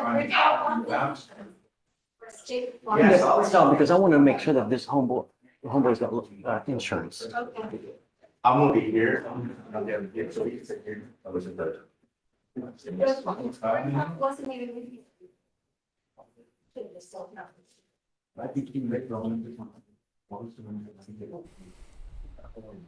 you. Okay, it looks like they're to the point where they're going to bring the people in. Again, if you're just joining us, Judge Fleischer is about to impanel a jury for a trial tomorrow. Trials are very rare in his court. Again, since we've been online here at the Courtroom Files in October, he's done one. So this is not something we have to see very often, so we'll go long today if we need to cover it. Thank you all for attempting to get my mom to participate, because she watches every day, but watch the one time I actually call her out and try to get her to participate, she's probably sleeping in or something. So I'll go check on her after the show and see what's going on. But yeah, this is very much turned into the Judge Fleischer show today, unless he goes offline, which he said he might at certain points during voir dire. We'll just ride with him and see something we don't normally get to see. Sorry, Judge. Okay, fair. Thank you.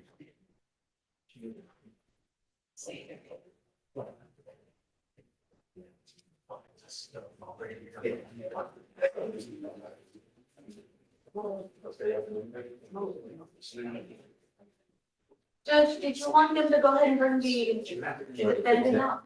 He's here. Oh, I didn't see him. I didn't even see him here. Ray, have you made an election for punishment? Judge. Mine's one. Everybody is still developing a law and not doing the hard to figure out on. No, I think the system could be myself on fucking. The first song. Hey, Blaze. Okay, Judge, let's get on the elevator right now.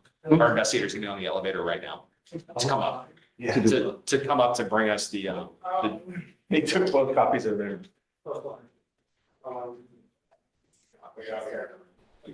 There you go, Mom. Good morning.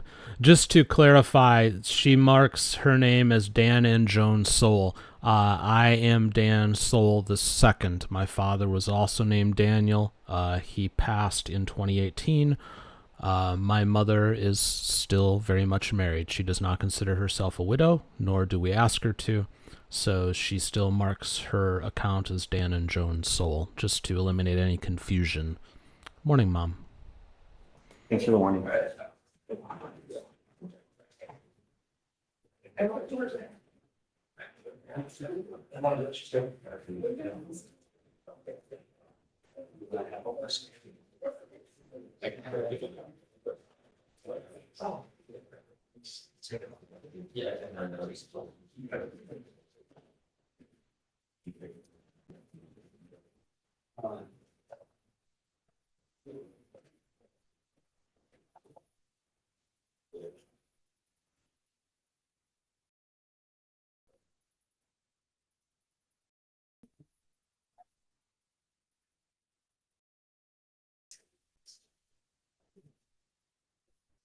Yeah.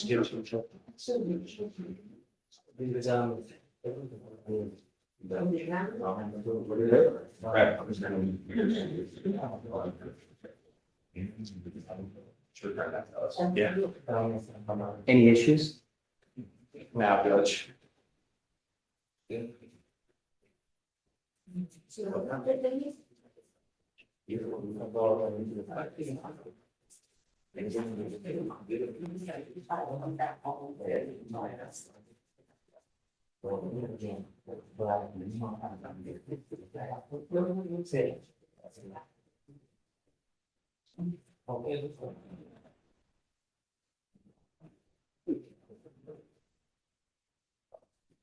What?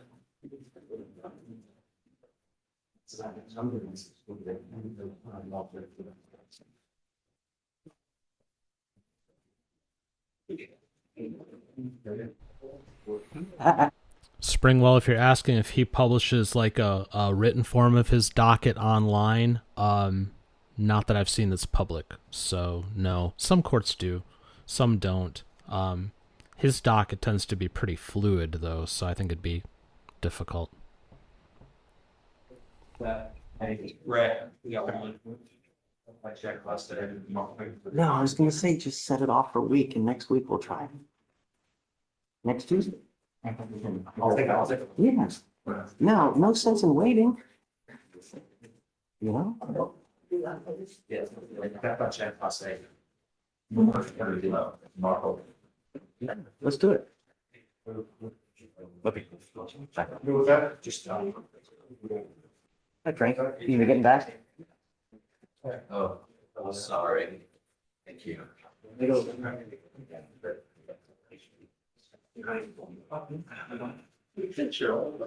June 7th, information. Best. I feel fine.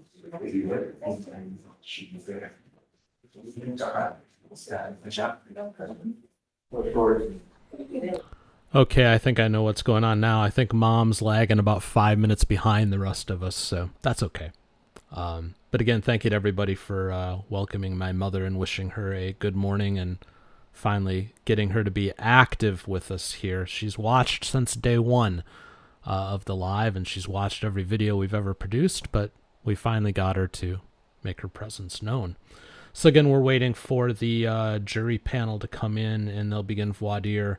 I issued this warning earlier, but for anybody else who's joining, audio may be rough in spots because when they do voir dire, they're often not facing a microphone. I'll do the best I can to boost it and clean it up on this end. You may have to up your volume. Just play along as best you can. It's worth it. This is not something we have to see every day in this judge's court. That number 6? 6? I think so.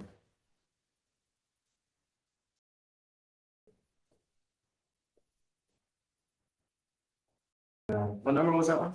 Which one?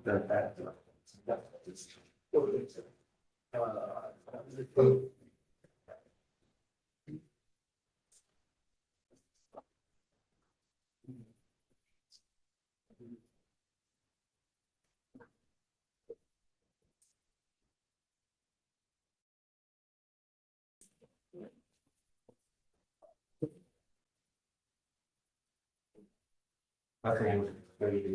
Yeah, but it always dismissed. Oh, yeah. 5, I think. 5, yeah, that's what it's checking. 5, check. So find class C, I've done all classes and then I'm. Well, it's a crime of moral turpitude. Yes. Excuse or not? Not to excuse. Death by check, right? Death by check, class A, I believe. is a Deferred. small turpitude. Deferred, that's the only. Successfully completed? I think so, it looks like. That's not a conviction. It's not, right? You should.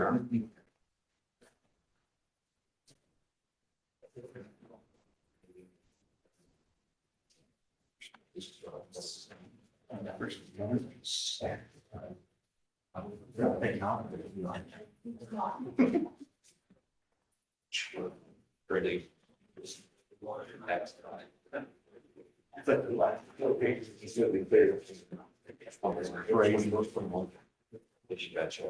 That's not really more than and that kind of case like that, and then it's issue that case is like, yeah. So you really have to. Be out of order, I should answer.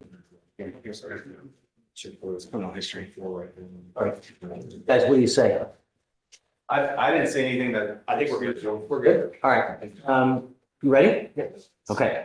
Guys, we're going on the record. Please do not talk. If you need to use your phone, go outside. We're going on the record. No talking. All right, bring the panel in, please. How long do we have to? 20? 30 max? 30 max? 30 max, no more. Mr. Gomez. How you doing? Yeah, I'm just on a motion to withdraw on our client, but his appearance was waived today. Then set a SFBF 1 week. He's got to be here. Okay. Abel, move your computer because it's How you doing, Tom? camera. So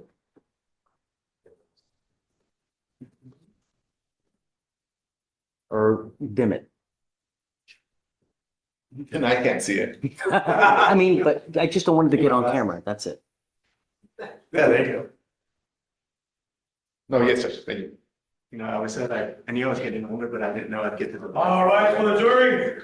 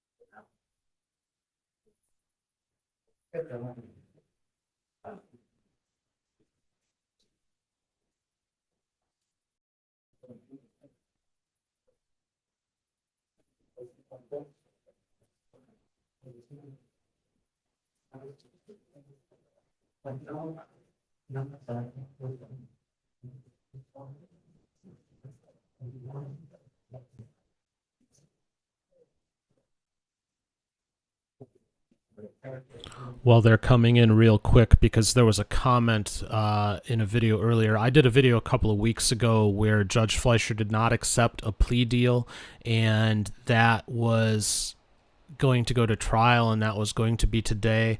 That is not this case. I don't know what the final disposition, if any, was on that, but if you're trying to link this to that video, this is a different defendant.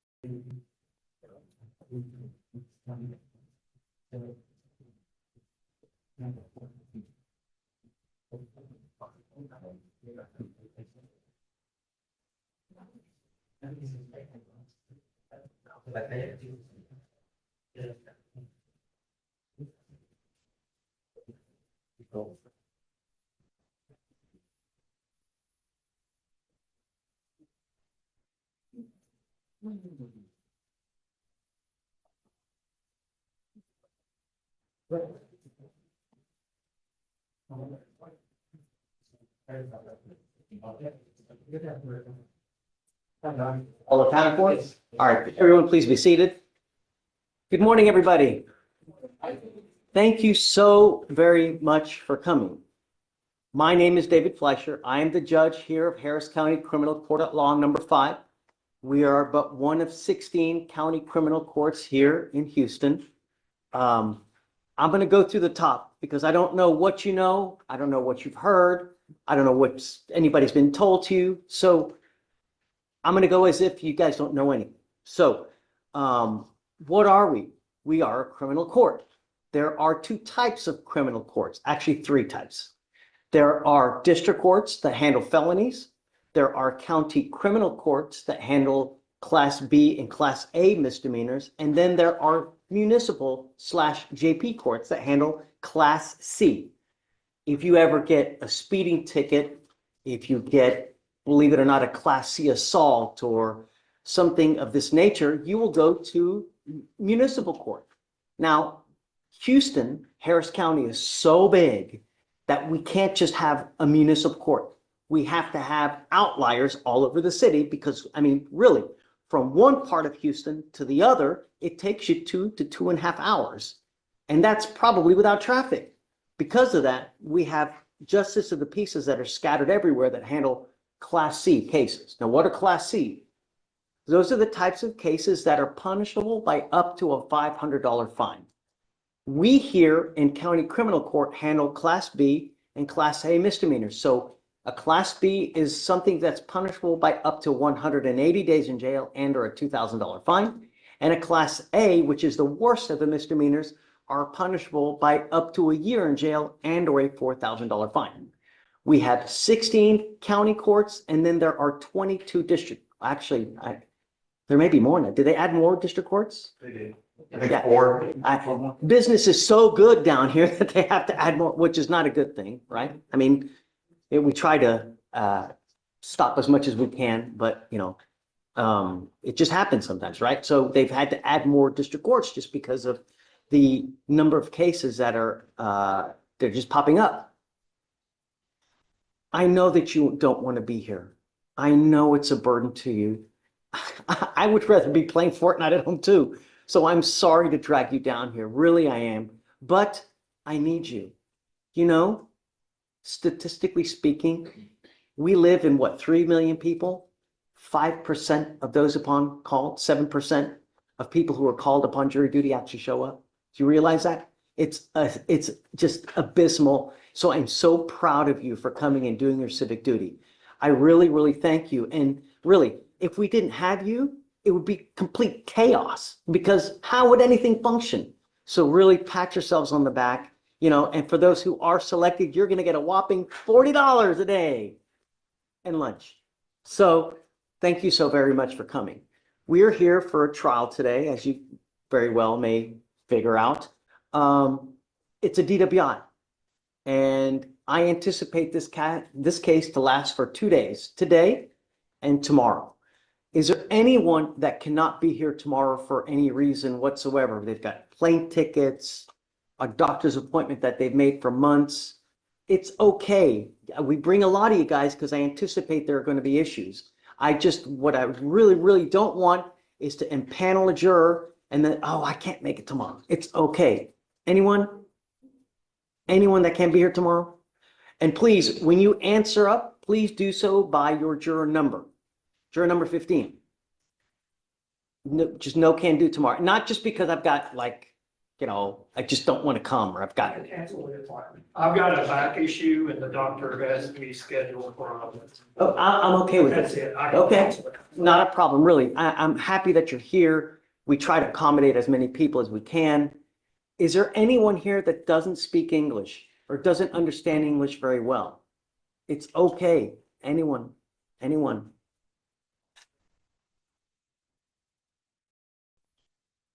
I'll tell you that no matter how many times we do this, I still get jitters in my tummy because I'm not a very good, orator or speaker. So if I fumble my words, I'm sorry. It's a serious case. DWI is something we take here very, very seriously. I don't think that any of the people here disagree about the law.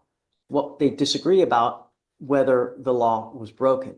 And that's why we have trials so that people can listen and make a judgment call. We're not asking any of you to split the atom, do Pythagoras theorem. All we want you to do is listen and make a judgment call.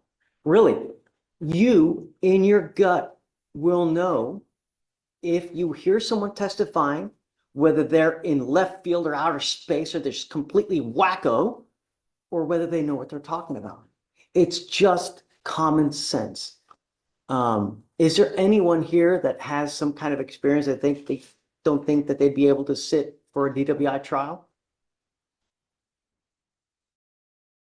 You know what? Let's do this. I'm going to let the lawyers get into it because I don't want to start questioning you here. They're each going to get about 20 to 30 minutes to ask you questions. Please let them know because what we don't want is someone who already has a preconceived notion how things should go. All we want you to do is keep an open mind, leave everything at the door in the past, just come in, listen, and make a judgment call. I'm going to first, before I let the lawyers talk, I'd like to introduce them to see if anyone knows anyone and any of the players here. State, will you please stand up and announce yourselves, introduce yourselves? Good morning, everyone. My name is John Denver, I represent the state. Police jurisdiction, I represent the state of Texas. Anyone recognize them? Okay, you may be seated. Defense. Good morning, everybody. My name is Ray Vasquez. I'm representing Mr. Gomez. And assisting me today is Abel Izagiri. Anybody recognize them? Okay, please be seated. Now, without further ado, I'm going to let you have the floor. Big judge.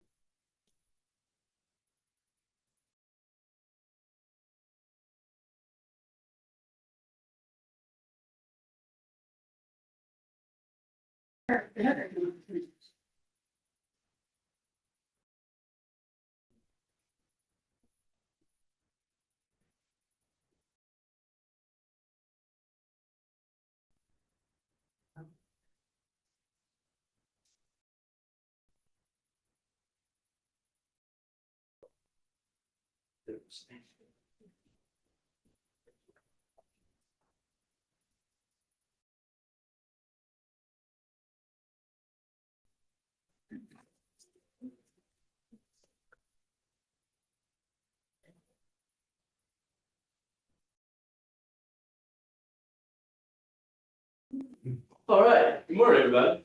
Good morning. So like I said, my name is John Denport. I represent the state in this case. And like Judge said, it is a driving while intoxicated case. Let's get into it. All right, in this country, the defendant is innocent until proven what? Anybody can say it, shut it out. Correct. I'm the only person that can do that. Nobody else has to do that. Defense doesn't have to do anything. It is completely our burden, the state's burden, to prove that to you. So to do that, we have to do a couple things. We have to show, beyond a reasonable doubt, that the defendant, on or about October 6, 2024, in Harris County, Texas, and like I said, the defendant, operated a motor vehicle in a public place while intoxicated. Right? Simple enough, pretty straightforward. We have to prove each and every one of those beyond a reasonable doubt. We'll talk about that in a little bit. But first, I want to talk about intoxicated. What does intoxicated mean? Anybody have any ideas? You can just shut it up. Very good. Under the influence. Under the influence. All right. Anybody else? Drunk. Yeah. Pretty straightforward there. But let's talk about the legal definition. So there's the legal definition is that intoxicated means the loss of the normal use of your mental faculties due to the introduction of alcohol or drugs, or that you've lost the normal use of your physical faculties due to the introduction of alcohol or drugs, or that you have a blood alcohol concentration of 0.08 or higher at the time of driving. Now, has anybody ever seen a drunk person? Yes. How did you know they were drunk? Staggering. Staggering. Okay, what else? Slurred. Slurs. All right. Slurred speech. Slurred speech. Anything else? Talk a lot, smack. Talk about smack. Irritable. Heard that one before. Irritable. That's another good one. All right. Did you know? Anybody who did you know what their blood alcohol concentration was at the time? No. But you still knew they were drunk, right? So, and what's important to note here, I don't have to prove two of these. I only have to prove one of these, right? So if I show you one of them and I prove it beyond a reasonable doubt in your mind, right? That means I prove that element. There we go. Okay. But you don't always have necessarily 0.08, right? But like you just said, there's a whole lot of ways to be able to tell if somebody's drunk.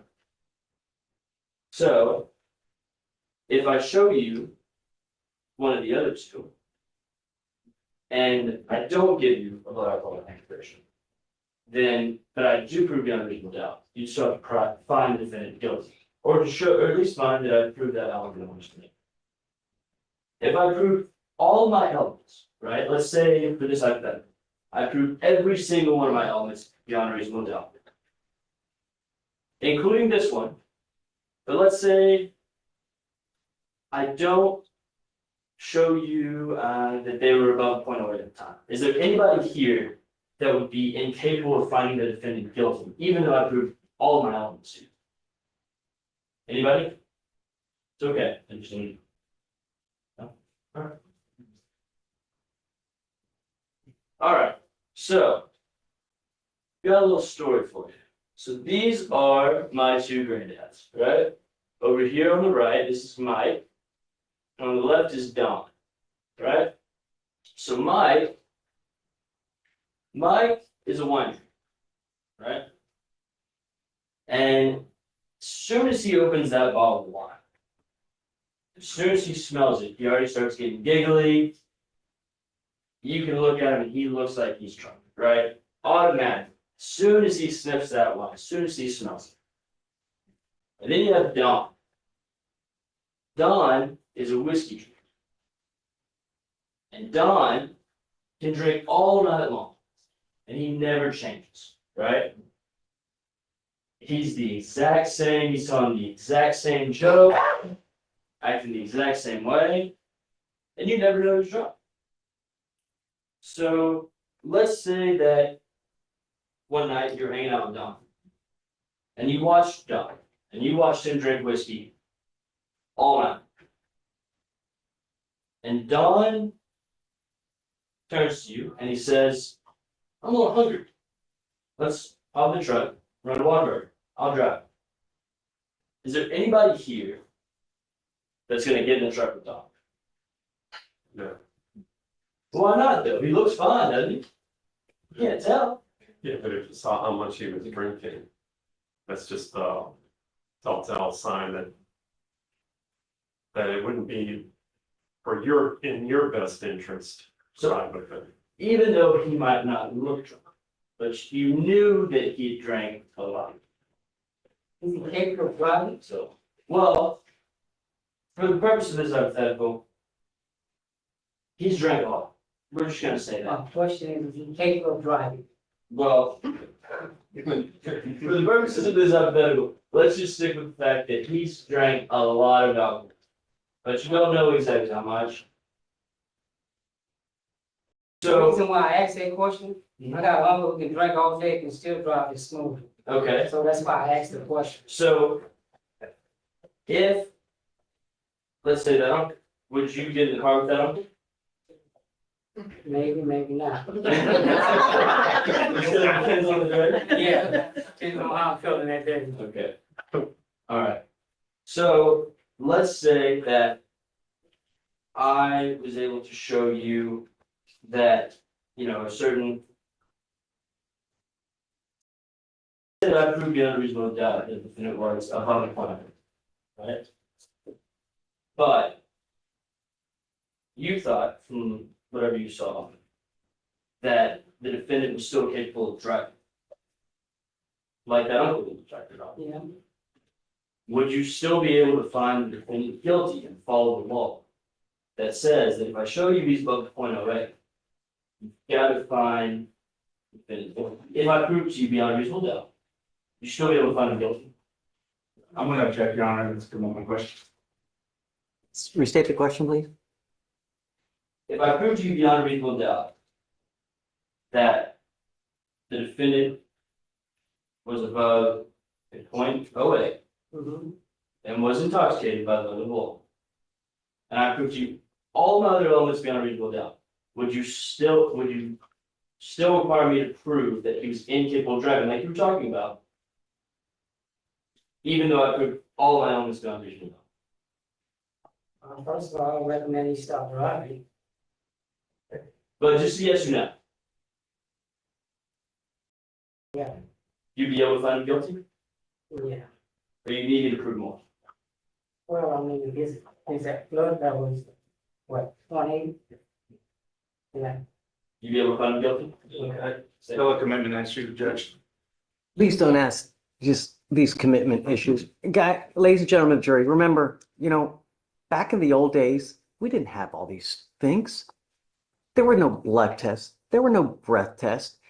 There was no videos. With the advent of science, with new technology comes better aids, right? But at the end of the day, common sense dictates. You know what you see.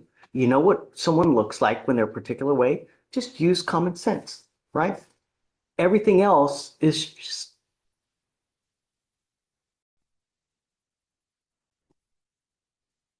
All right, let's move on with it.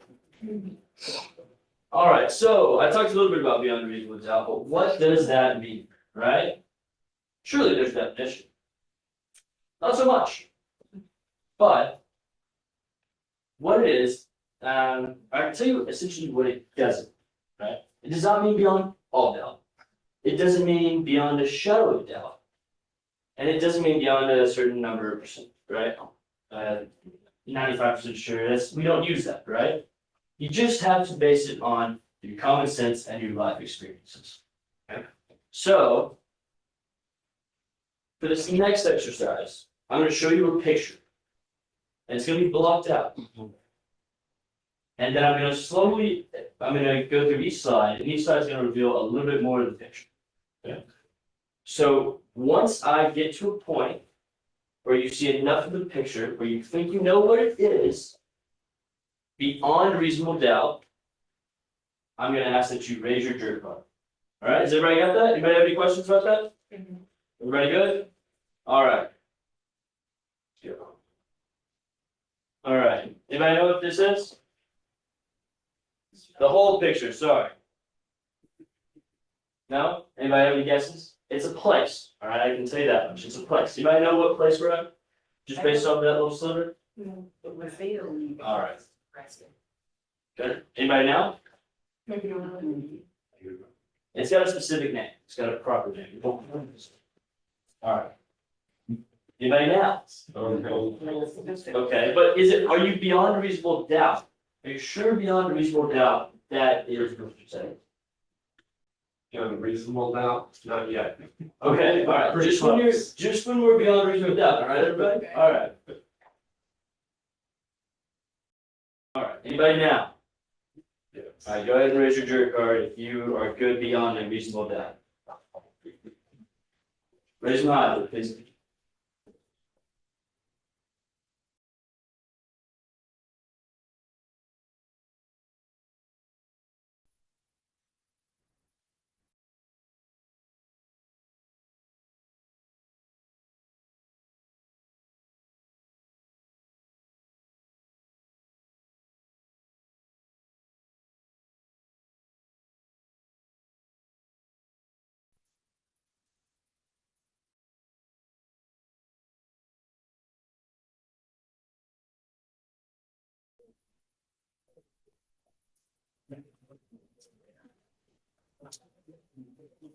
All right.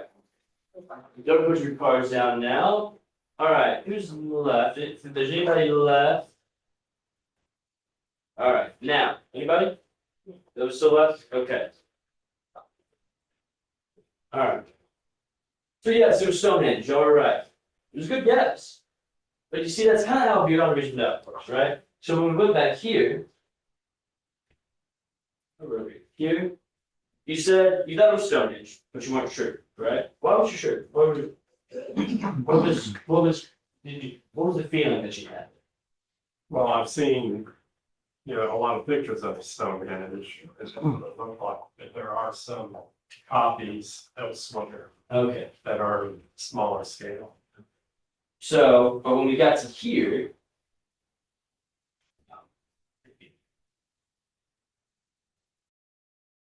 you saw that. And that's when you decided. Okay. So everybody can kind of see, right? I still don't have the full picture, right? There's a lot missing. Like you said, there's copies, there's other things elsewhere, right?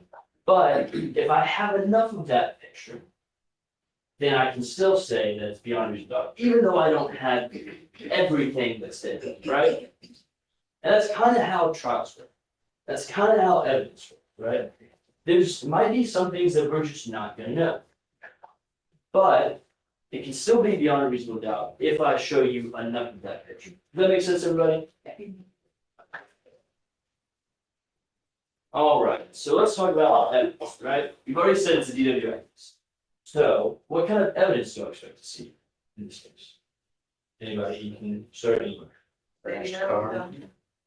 We said crash car, maybe. Maybe a video catching speeding. Okay, what else? Maybe an offense report. Okay. But feeling sobriety test results. Okay. Witnesses. Eyewitnesses, okay. Anything else? Blood alcohol test. Okay. Anything else? Those are all good answers. Now, like we said, and we talked a lot about beyond reasonable doubt. And we talked a lot about the elements. But is there anybody that would need a specific type of evidence? in a DWI case, right? You said, but is there anybody that would need a specific type of evidence before you could find the defendant guilty? Even if I proved all of my elements beyond reasonable doubt, Did he hit someone? you would need to know that evidence? Or Yes, did he hit someone? did he hit someone? If he did hit someone, would you be able to find him guilty? Even if I proved all my elements beyond reasonable doubt? Possibly. Yeah. Okay. Anybody else need a specific type of evidence? You said you need to know the speed. Right. So, Could have been, people on the speed of traffic, you know, causing, an element to drivers behind it. okay, so if I didn't have what speed you just going, but I proved all of my elements beyond reasonable doubt, would you still be able to find him guilty? Maybe. Maybe, and I just said yes or no, and I'll repeat that for the record. No, you would not be able to find him guilty, even if I proved all of my elements beyond reasonable doubt, because you didn't know what speed. You showed. Thank you. Anybody else? Juror number 2. I think I need a report for breathalyzer, all that. Okay, so even if I prove to you, because we already talked about, remember back there, we talked about the definition of intoxication, those are all ors. I only have to prove one of those two to meet that element, right? So you're saying that even though I prove my case beyond a reasonable doubt, if you don't see a blood alcohol test, you're not going to be able to find it. Maybe a rush, Judge. The alcohol. Sure.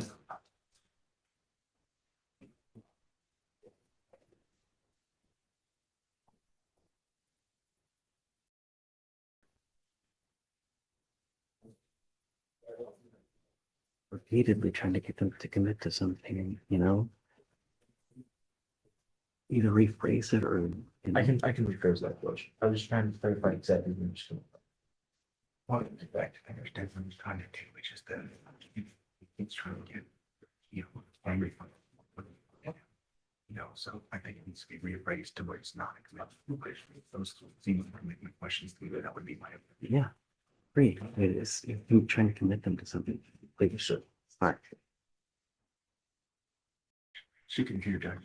She can hear. Oh. Okay. Just.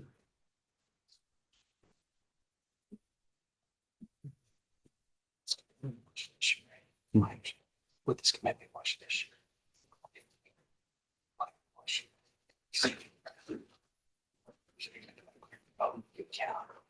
For some reason, I don't see a number. I can't find something guilty. Just so you go, look, I've given all the elements. Can you find them? Yeah. Okay, I just want to make sure. Are you okay with that? The can, I think, is good. I think What would you suggest? they could would be probably better than the can. Right, so clear should find you guilty if all my elements met. Just don't keep harping on it. You know, start getting into the blood, starting on the blood test, right? Then it gets into commitments. You have enough elements. Would you? All right.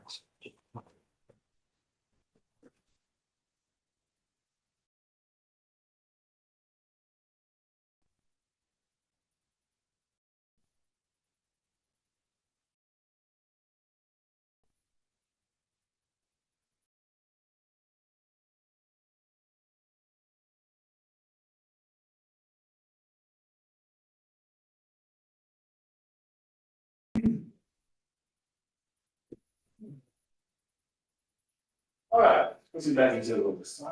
So coming back to you. So even if I prove to you beyond a reasonable doubt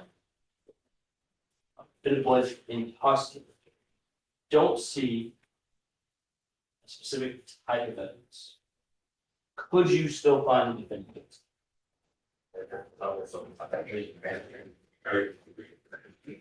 Jurors, all you need is common sense. If you see someone, they're falling down, urinating all over themselves, you know, just use common sense. You know what someone is when they are, when they're not. You know, like I said, remember, In the old days, how did they ever find someone guilty of a DWI? We didn't have these kind of stuffs. They just used common sense, whether there was video, whether there was not, whether there were people testifying. When you hear someone, whether they're in outer space or not. Just use common sense. Please. Thank you, Judge. All right, let's move on. Okay, let's talk about witness credibility.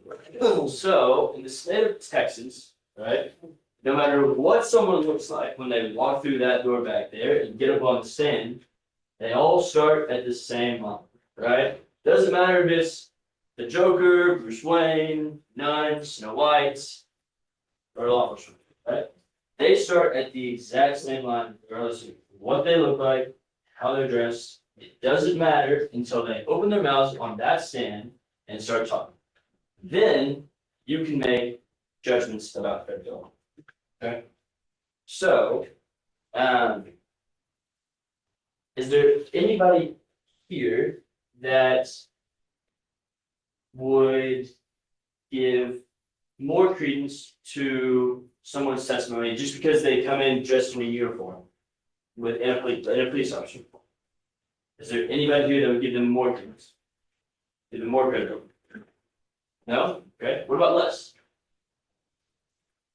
No? All right. Okay. Almost finished up here, y'all. So we have in Texas a two-part trial system, right? The first part is guilt innocence, right? That's what you're here to do. You are only here to decide if they are guilty or innocent. There's only two options. For punishment, you won't be concerned with that. All right? So you'll have no voice in the punishment. Is there anybody here that would be incapable of finding the defendant guilty if you have no say whatsoever in the punishment that he receives? Nobody? Everybody's good? Okay.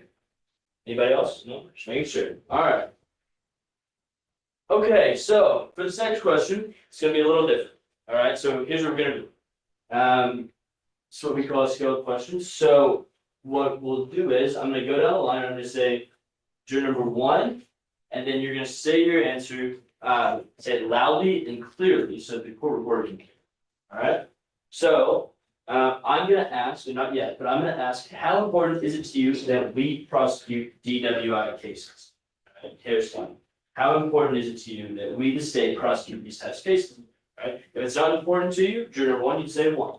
If it's somewhat important to you, then you'd say 2. Again, you see how that goes. It's important 3, very important 4. All right. So I'm going to go down the line and just say juror number 1, and then juror number 1, you'll answer with whatever number corresponds to your answer. Does that make sense? Everybody got that? Anybody have any questions about that? Okay, great. Let's start. Juror number 1. Juror number 2. 1. Juror number 3. 4. Juror number 4. 3. Juror number 5. 3. Juror number 6. 4. Juror number 7. 4. Juror number 8. 4. Juror number 9. 3. Juror number 10. 4. Juror number 11. 4. Juror number 12. 4. Juror number 13. 3. Juror number 14. 4. Juror number 15. 4. Juror number 16. 4. Juror number 17. 3. Juror number 18. 2. Juror number 19. 4. Juror number 20. 3. Juror number 21. 4. Juror number 22. 3. Juror number 23. 3. Juror number 24. 3. Juror number 25. 3. Juror number 26. 3. Juror 27. 4. Juror 28. 3.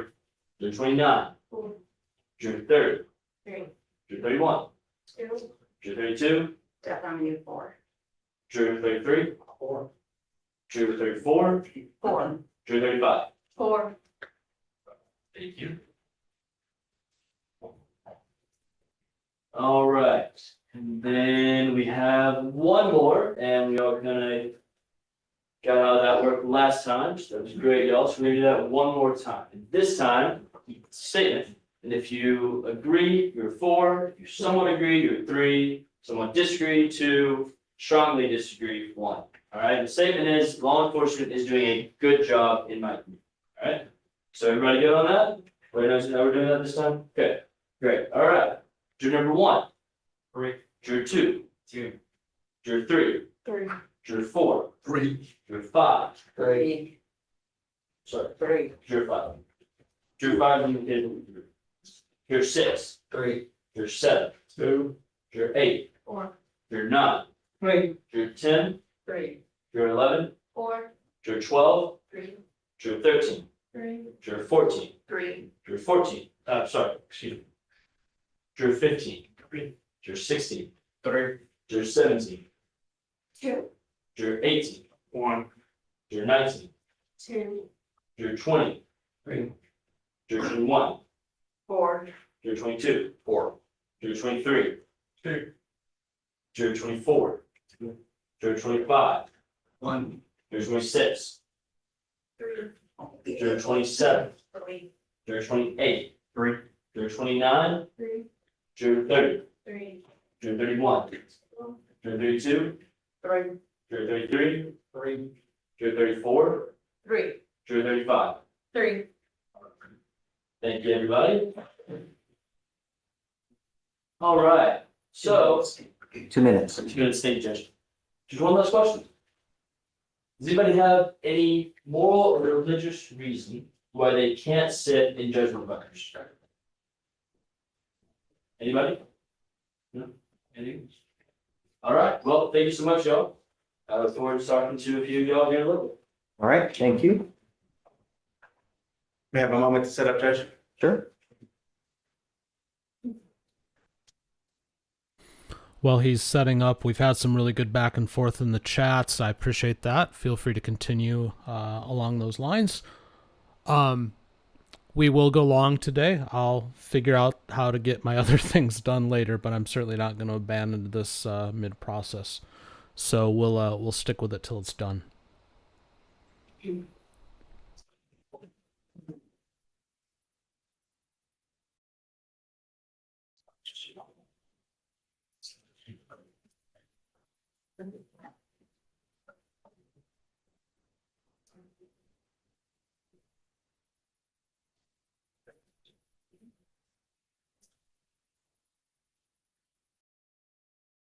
Having fun yet? Of course we are. The answer is yes. It's always fun, right? All right, my name is Ray Vasquez, like I told you. I represent Mr. Gomez. Going to kind of go through some of the similar stuff the state went through, just probably expand on some stuff some more. Except now it's not working.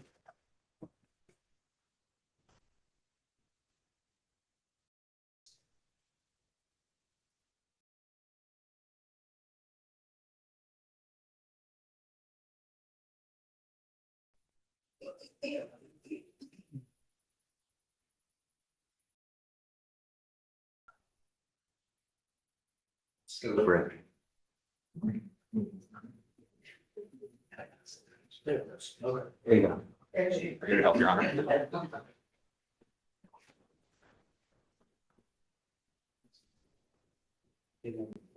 All right, got a little added. All right. Okay. All right, so a couple of things Tom told you, it's the state's burden, right?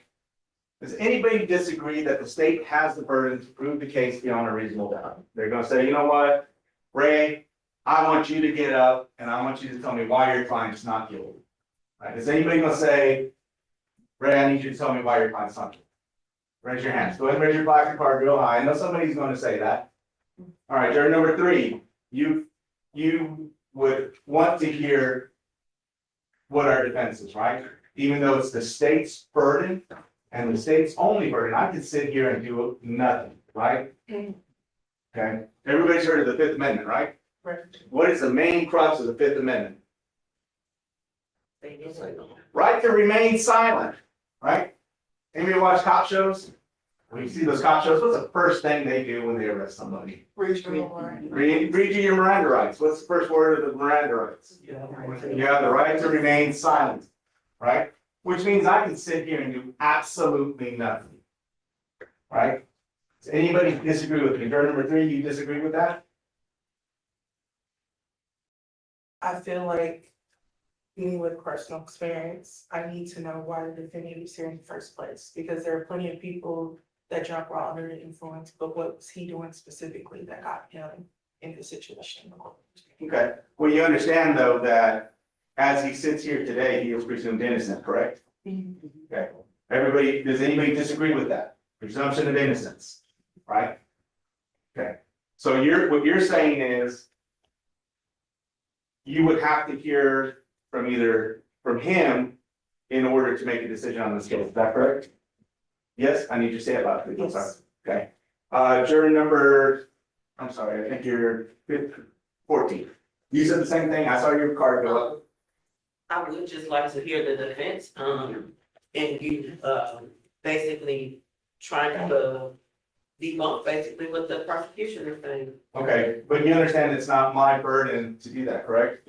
So if we don't put on a defense, if we just sit there and remain silent and say absolutely nothing, you would still not be able to enter a judgment in this case? I would be able to. Okay. Anybody else feel that way? Juror number 32. You feel that way? Yes. So you would have to hear from the defendant before making a decision? Yes. Okay, and if he doesn't testify, you won't be able to make a decision one way or the other? I think I'll be able to, but I still want to hear the other side. Okay, I'm sorry to do this to you. Anybody ever, who's married? Where are my married people at? All right, so juror number 32 just gave us a perfect example of what I think, or maybe, or something like that. I think somebody earlier had said maybe, right? All right, all you married folks, and even if you're not married, you have a partner or whatever the case may be. Your partner says, I want to go to Vegas this weekend. I want to hang out with the boys, right? And you say, were you going to be faithful? I think I can. Or I think I will. Or maybe, right? Are you going to be satisfied with that answer? No. Right? Nobody's going to be satisfied with that, right? You want to know, right? I'm sorry to do this to you, but we need to know. Okay, so I need either a yes or a no from you. So if the defendant doesn't testify, would you be able to complete a finding in this case? Or would you require the defendant to testify, I guess is what I'm saying. Yeah. You wouldn't require him to testify? Okay, is there anybody that would require him to testify? Raise your flag real high. All right. So it's the state's burden, right? Which means they have to prove everything to you. Everybody understands that, correct? Right. All right. Unless proven what? So he's presumed innocent unless proven guilty, right? That word is important to me, unless, right? It's not until, everybody thinks it's until, right? Until means he has to be guilty, right? It's unless proven guilty, which means the state has to prove it to you beyond a reasonable doubt, right? Everybody's good with that? Yes. And they have to prove what part of their complaint do they need to prove? Just a little bit of it, portion of it, or all of it? Anybody? All of it, right? Not just each one, and you can't just say, yeah, I think that's true. It has to be, each element has to be proved beyond a reasonable doubt, right? Juror number 10, I see you shaking your head. Yes. Am I correct in that? Yes. Thank you. Okay. So, y'all seen these signs on the road, right? Everybody's seen the signs there everywhere, especially come 4th of July weekend, Memorial Day weekend. We just see those things, the text off signs come up and they're just automatically saying, drink, drive, and go to jail, right? In fact, the prosecutor even told you, kept saying drunk, drunk, drunk, drunk, right? Drunk is not the law, ladies and gentlemen, right? Drunk is not the law. The law is driving while intoxicated, right? So drink, drive, go to jail, that's incorrect, right? Is it still legal for you to go out, have 2 glasses of wine or 2 beers at dinner and still get behind the wheel of a car? More likely than not, right? Unless you're 5 foot nothing, 100 and nothing, then 2 beers might get you beyond the limit, Right. right? But 2 beers, alcohol has raises your blood. 1 beer or 1 glass of wine or 1 shot raises your alcohol level 0.02, right? Objection, Your Honor. You're sitting the jury. Can we approach? Hold on, what was your question? What was your question? I was explaining how alcohol affects the body. Raises the blood alcohol 0.02 per gram.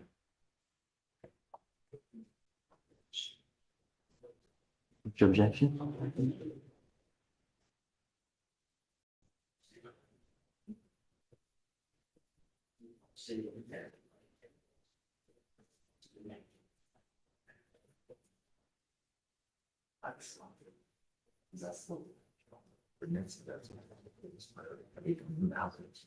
I mean, probably better not to get in statistics now, you know? Okay.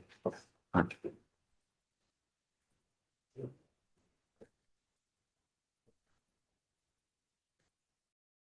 All right, so based on your weight, size, all that good stuff, you could potentially be okay with 1 to 2 beers or 1 to 2 glasses of wine. Does anybody disagree with that? It goes by your weight. Goes by your weight time. and the amount of time. Okay. Does anybody disagree with that? Yes, sir. Juror number 22. Yeah, unless you're disagreeing with what the state said earlier, there were 3 elements, only one of which needed to be proven. And the other 2 have nothing to do with measured alcohol content. Correct.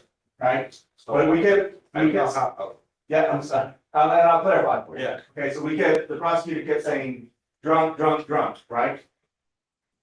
Do most people, on average, with 1 to 2 drinks, are they just completely drunk, falling over, staggering, can't speak, anything like that? Right? No? I don't drink alcohol. Or you don't drink at all? I cannot. So if you have a whiff of alcohol, you might feel that way, right? If I have a couple of sips of my breath, I'm out. Okay. All right, so it depends, right? But on average, 1 to 2, you're not gonna be stabbing all over your plate, so you're not gonna be urinating yourself, anything like that, right? So there are exceptions, of course, but for the most part, most everybody's not gonna do that way. Does anybody disagree with that? All right, so again, drive sober or get pulled over, drink, drive, go to jail, drink, and go to jail, right? That's what we've all been taught, and we know that's not the law. It is not illegal to drink and then drive, as long as you're not intoxicated. And as Juror 22 pointed out, there are 3 ways to prove intoxication. Right? The state told you what those 3 ways were. They don't have to prove all 3 of them, they just have to prove one of those 3, right? But like what was your number again? 27. She has 2 sips, she might lose her mental faculties, right? She might lose her physical faculties, right? So that would be enough for her to technically be intoxicated under the law, even though she may not be drunk, as the prosecutor kept saying. Does everybody see the big difference? Right? Does anybody disagree that there's a difference between intoxicated and drunk? All right. All right, so going to my drinking patterns, going to juror number 27 again. Juror number 27 said she doesn't drink at all, right? So she would be a D or an E. Okay. Now, sometimes we have to cover your alcoholics. It would be E's, right? Okay. So I'm going to go down each line, all right, and you're going to tell me what your drinking patterns are. And just go from there. So A, you drink regularly. That doesn't mean you drink every day or anything like that. But like me, Easter weekend, I had a few beers over the weekend. Everybody was over at the house. We were by the pool. I had a couple beers, right? I would consider that regular, right? Occasionally, only on social events, things like that. Rarely, if I feel like it, maybe I'll have a sip or 2. Never, like juror number 27, or not anymore. Okay? Everybody good with that? Juror number 1. C. Juror number 2. B. Juror number 3. B. Juror number 4. E. E. E. Juror number 5. C. Juror number 6. B. Juror number 7. C. Juror number 8. A. Juror number 9. C. Juror number 10. B. Juror number 11. B. Juror number 12. E. Juror number 13. A. Juror number 14. B. Juror number 15. C. Juror number 16. C. 17. C. 18, A. 19, C. 20. B. I'm sorry? E. E? E? E, yes, E. Juror number 21. C. C. Juror number 22. C. Juror number 23. E. Juror number 24. C. 25. B. 26. C. 27. D. 28. I'm sorry, what was you said? D. She's my two sips and she's out. I'm sorry. That's all. You were self-admitted to it, so, you know, I mean. 28, I'm sorry, what was your answer? B. B. 29. 29 was A. 30. B. 31. C. C. 32. A. A. 33. A. 34. A. 35. B. Oh, my partner's in the back. We gotta hang out after this. All right. I don't want to get too specific on any of this. But has anybody ever had any issues with an accident while they've had alcohol in their system or an arrest? Or has anybody dealt with alcoholism? If you don't feel comfortable talking about it up here, if you want to approach afterwards, just raise your placard card and we can talk about it at the bench afterward. If not, if nobody's had any issues, then I'll just move past this. Anybody? Personal issues, direct issues. Okay, turn number 2. Which one? If you mind, or do you want to approach afterward? Approach after. Okay, turn number 13? After. Okay, anybody else? 20 and 32? So I got 2, 13, 20, and 32. Approach afterward? Is that what y'all want to do? I know. Okay. Alcoholism. Alcoholism?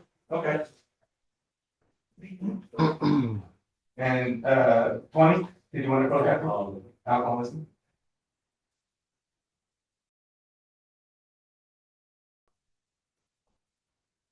All right. Who's heard of MAD? Mothers Against Drunk Driving. Raise your hands if you heard of the class. All right. Anybody donate to them or anybody participate in them, anybody give money to them or anything to that effect? Just raise your placard card for them. 15. Donate? Family. Yeah. Family? My wife did. Okay. But we did. Gotcha. Anybody else? All right. All right. Now comes the fun part. I'm gonna knock you out. Who's a cop? I know somebody in here is a cop probably. Anybody? Police officer, nobody's a police officer, former police officer? All right, anybody have family that's a police officer or a district attorney? Turn number 2. You have family? Brother? Okay. Anybody else? Juror number 7. Uncle. Uncle. Juror number, anybody else on the first row? Juror number 9. Yeah, cousin. Cousin. Juror 21. Cousin. Cousin. I saw another placard on the second row. Anybody else? Juror number 29. Uncle? Yeah. Okay.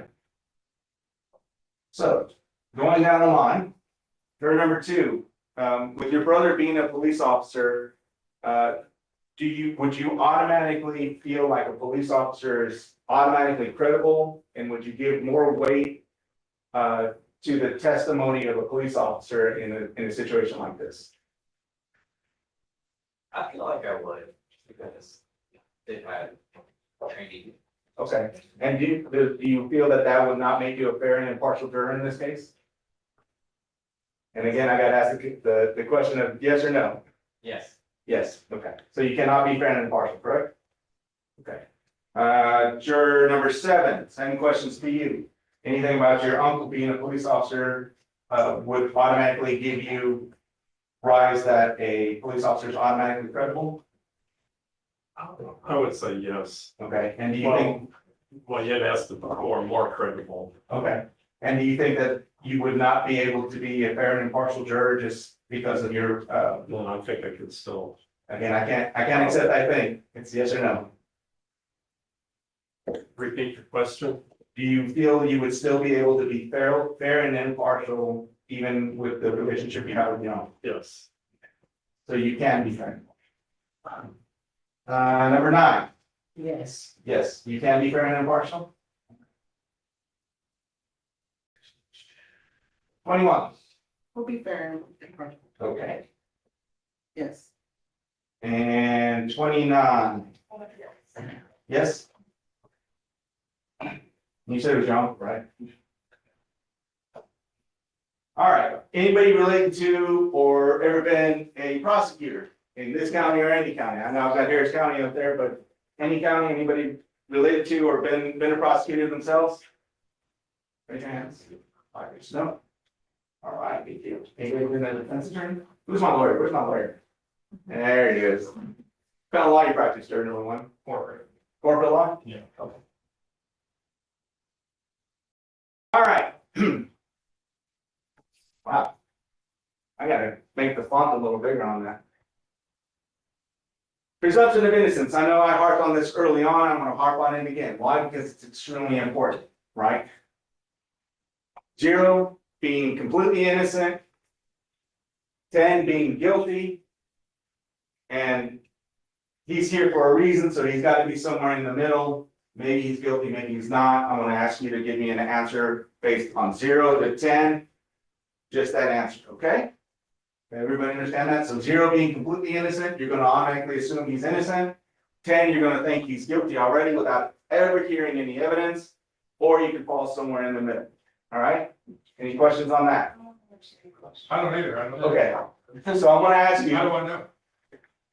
Or just because you're saying it because he's here? I'm asking, that's what I'm asking you. So Just. I'm gonna ask you. I don't think that's a fair question. No, it's not. No, not gonna work. Okay, so they're automatically assumed innocent, correct?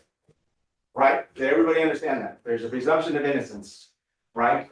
Under the law. I'm asking, under the law, there's a presumption of innocence. I'm asking you your personal feelings, whether or not you can go a 0, or you're gonna be at a 10, or somewhere in the middle. I have no evidence. As it stands right now, sir. I have no feelings about it because I'm. Okay, so you would be a 0 then, right?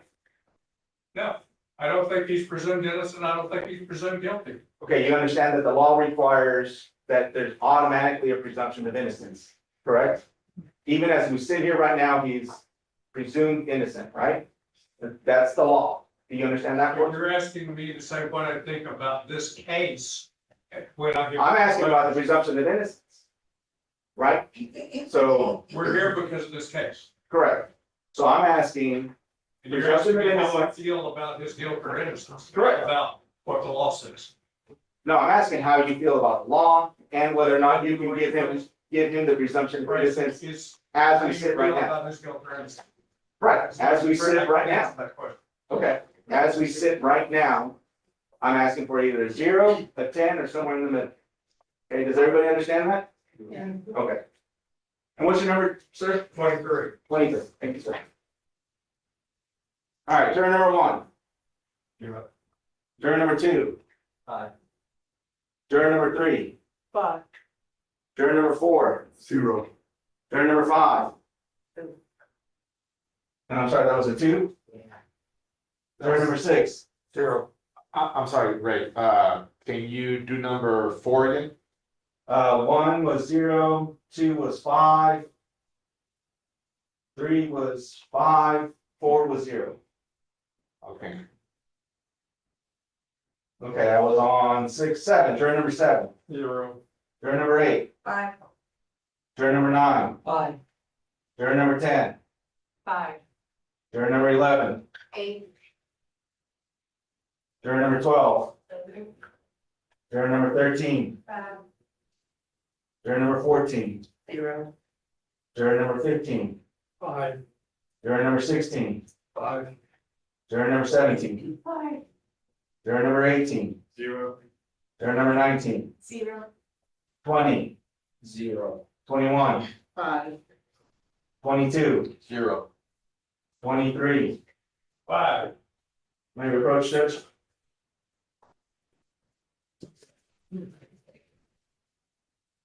You got a couple minutes left, so. I think that's a misleading question. You know, it's a misleading question because people like to be fair. They don't understand the question. They're gonna say five because I want to be fair and like right in the middle. You know, a lot of people didn't understand the question as well. So they're arguing with you and they just don't understand it. You know? I don't know if you pressed the pen one yet, so we can move it further. People don't understand it, and they clearly had like 4 to 5 people that didn't understand it, even after you tried to go over it 3 times. So I mean, continue with it. Let's just continue with it and go. Okay. We'll bring him up. I don't think it was.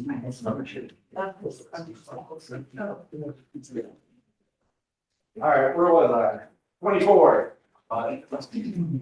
25. 0. 26. 27.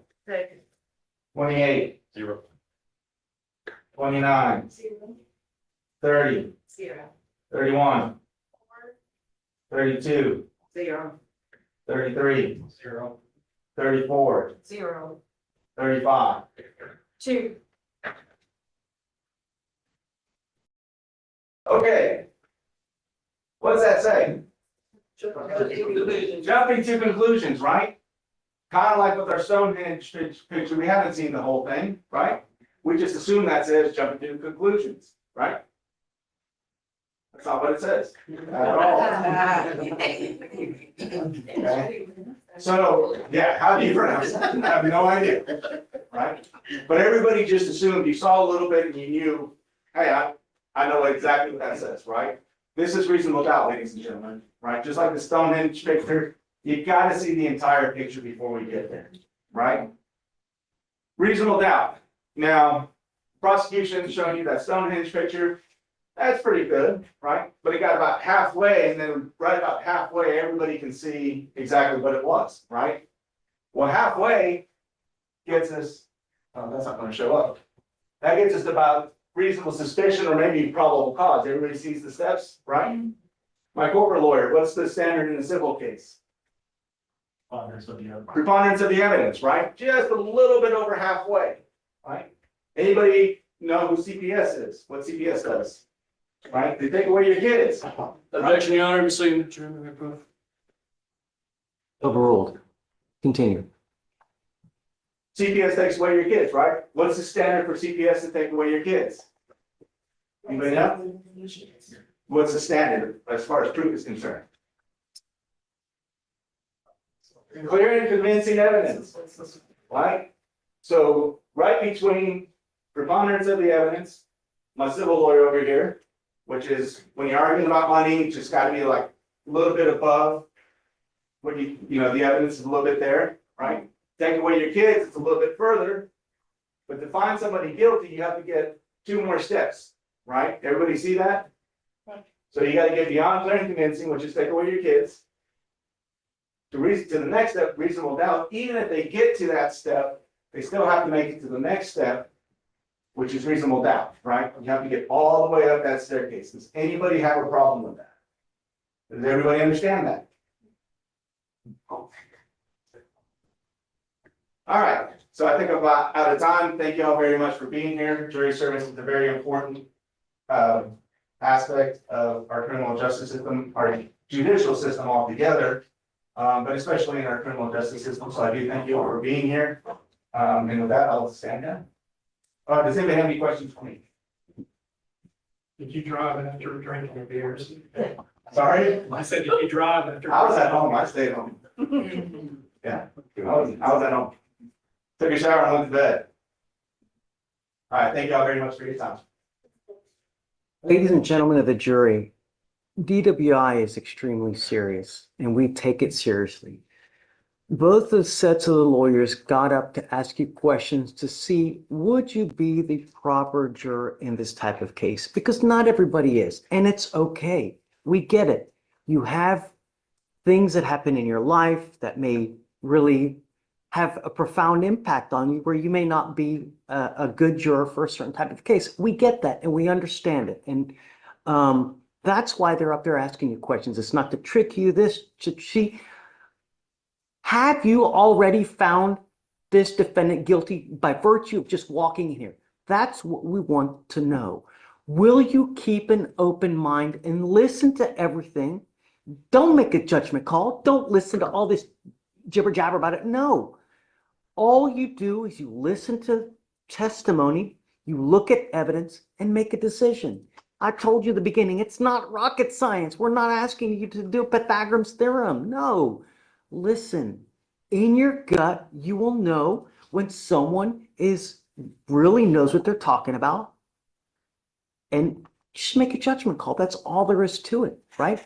If you have things that have so impacted you, okay, let us know. We'll bring you up individually. We'll talk to you. And if you're not the best juror, that's okay. Perhaps you are for the next case. With that, lawyers, come on up. Let's do it.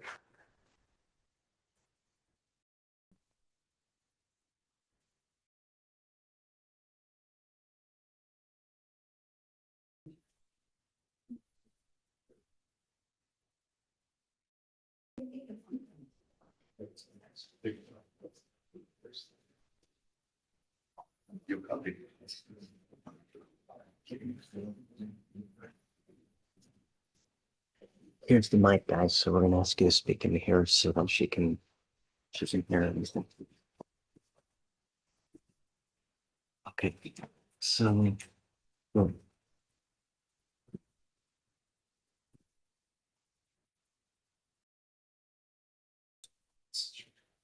say.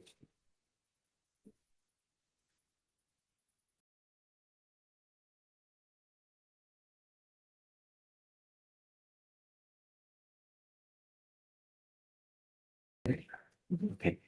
Do you guys have any challenges for cause? Oh, I guess let me start out in the outset.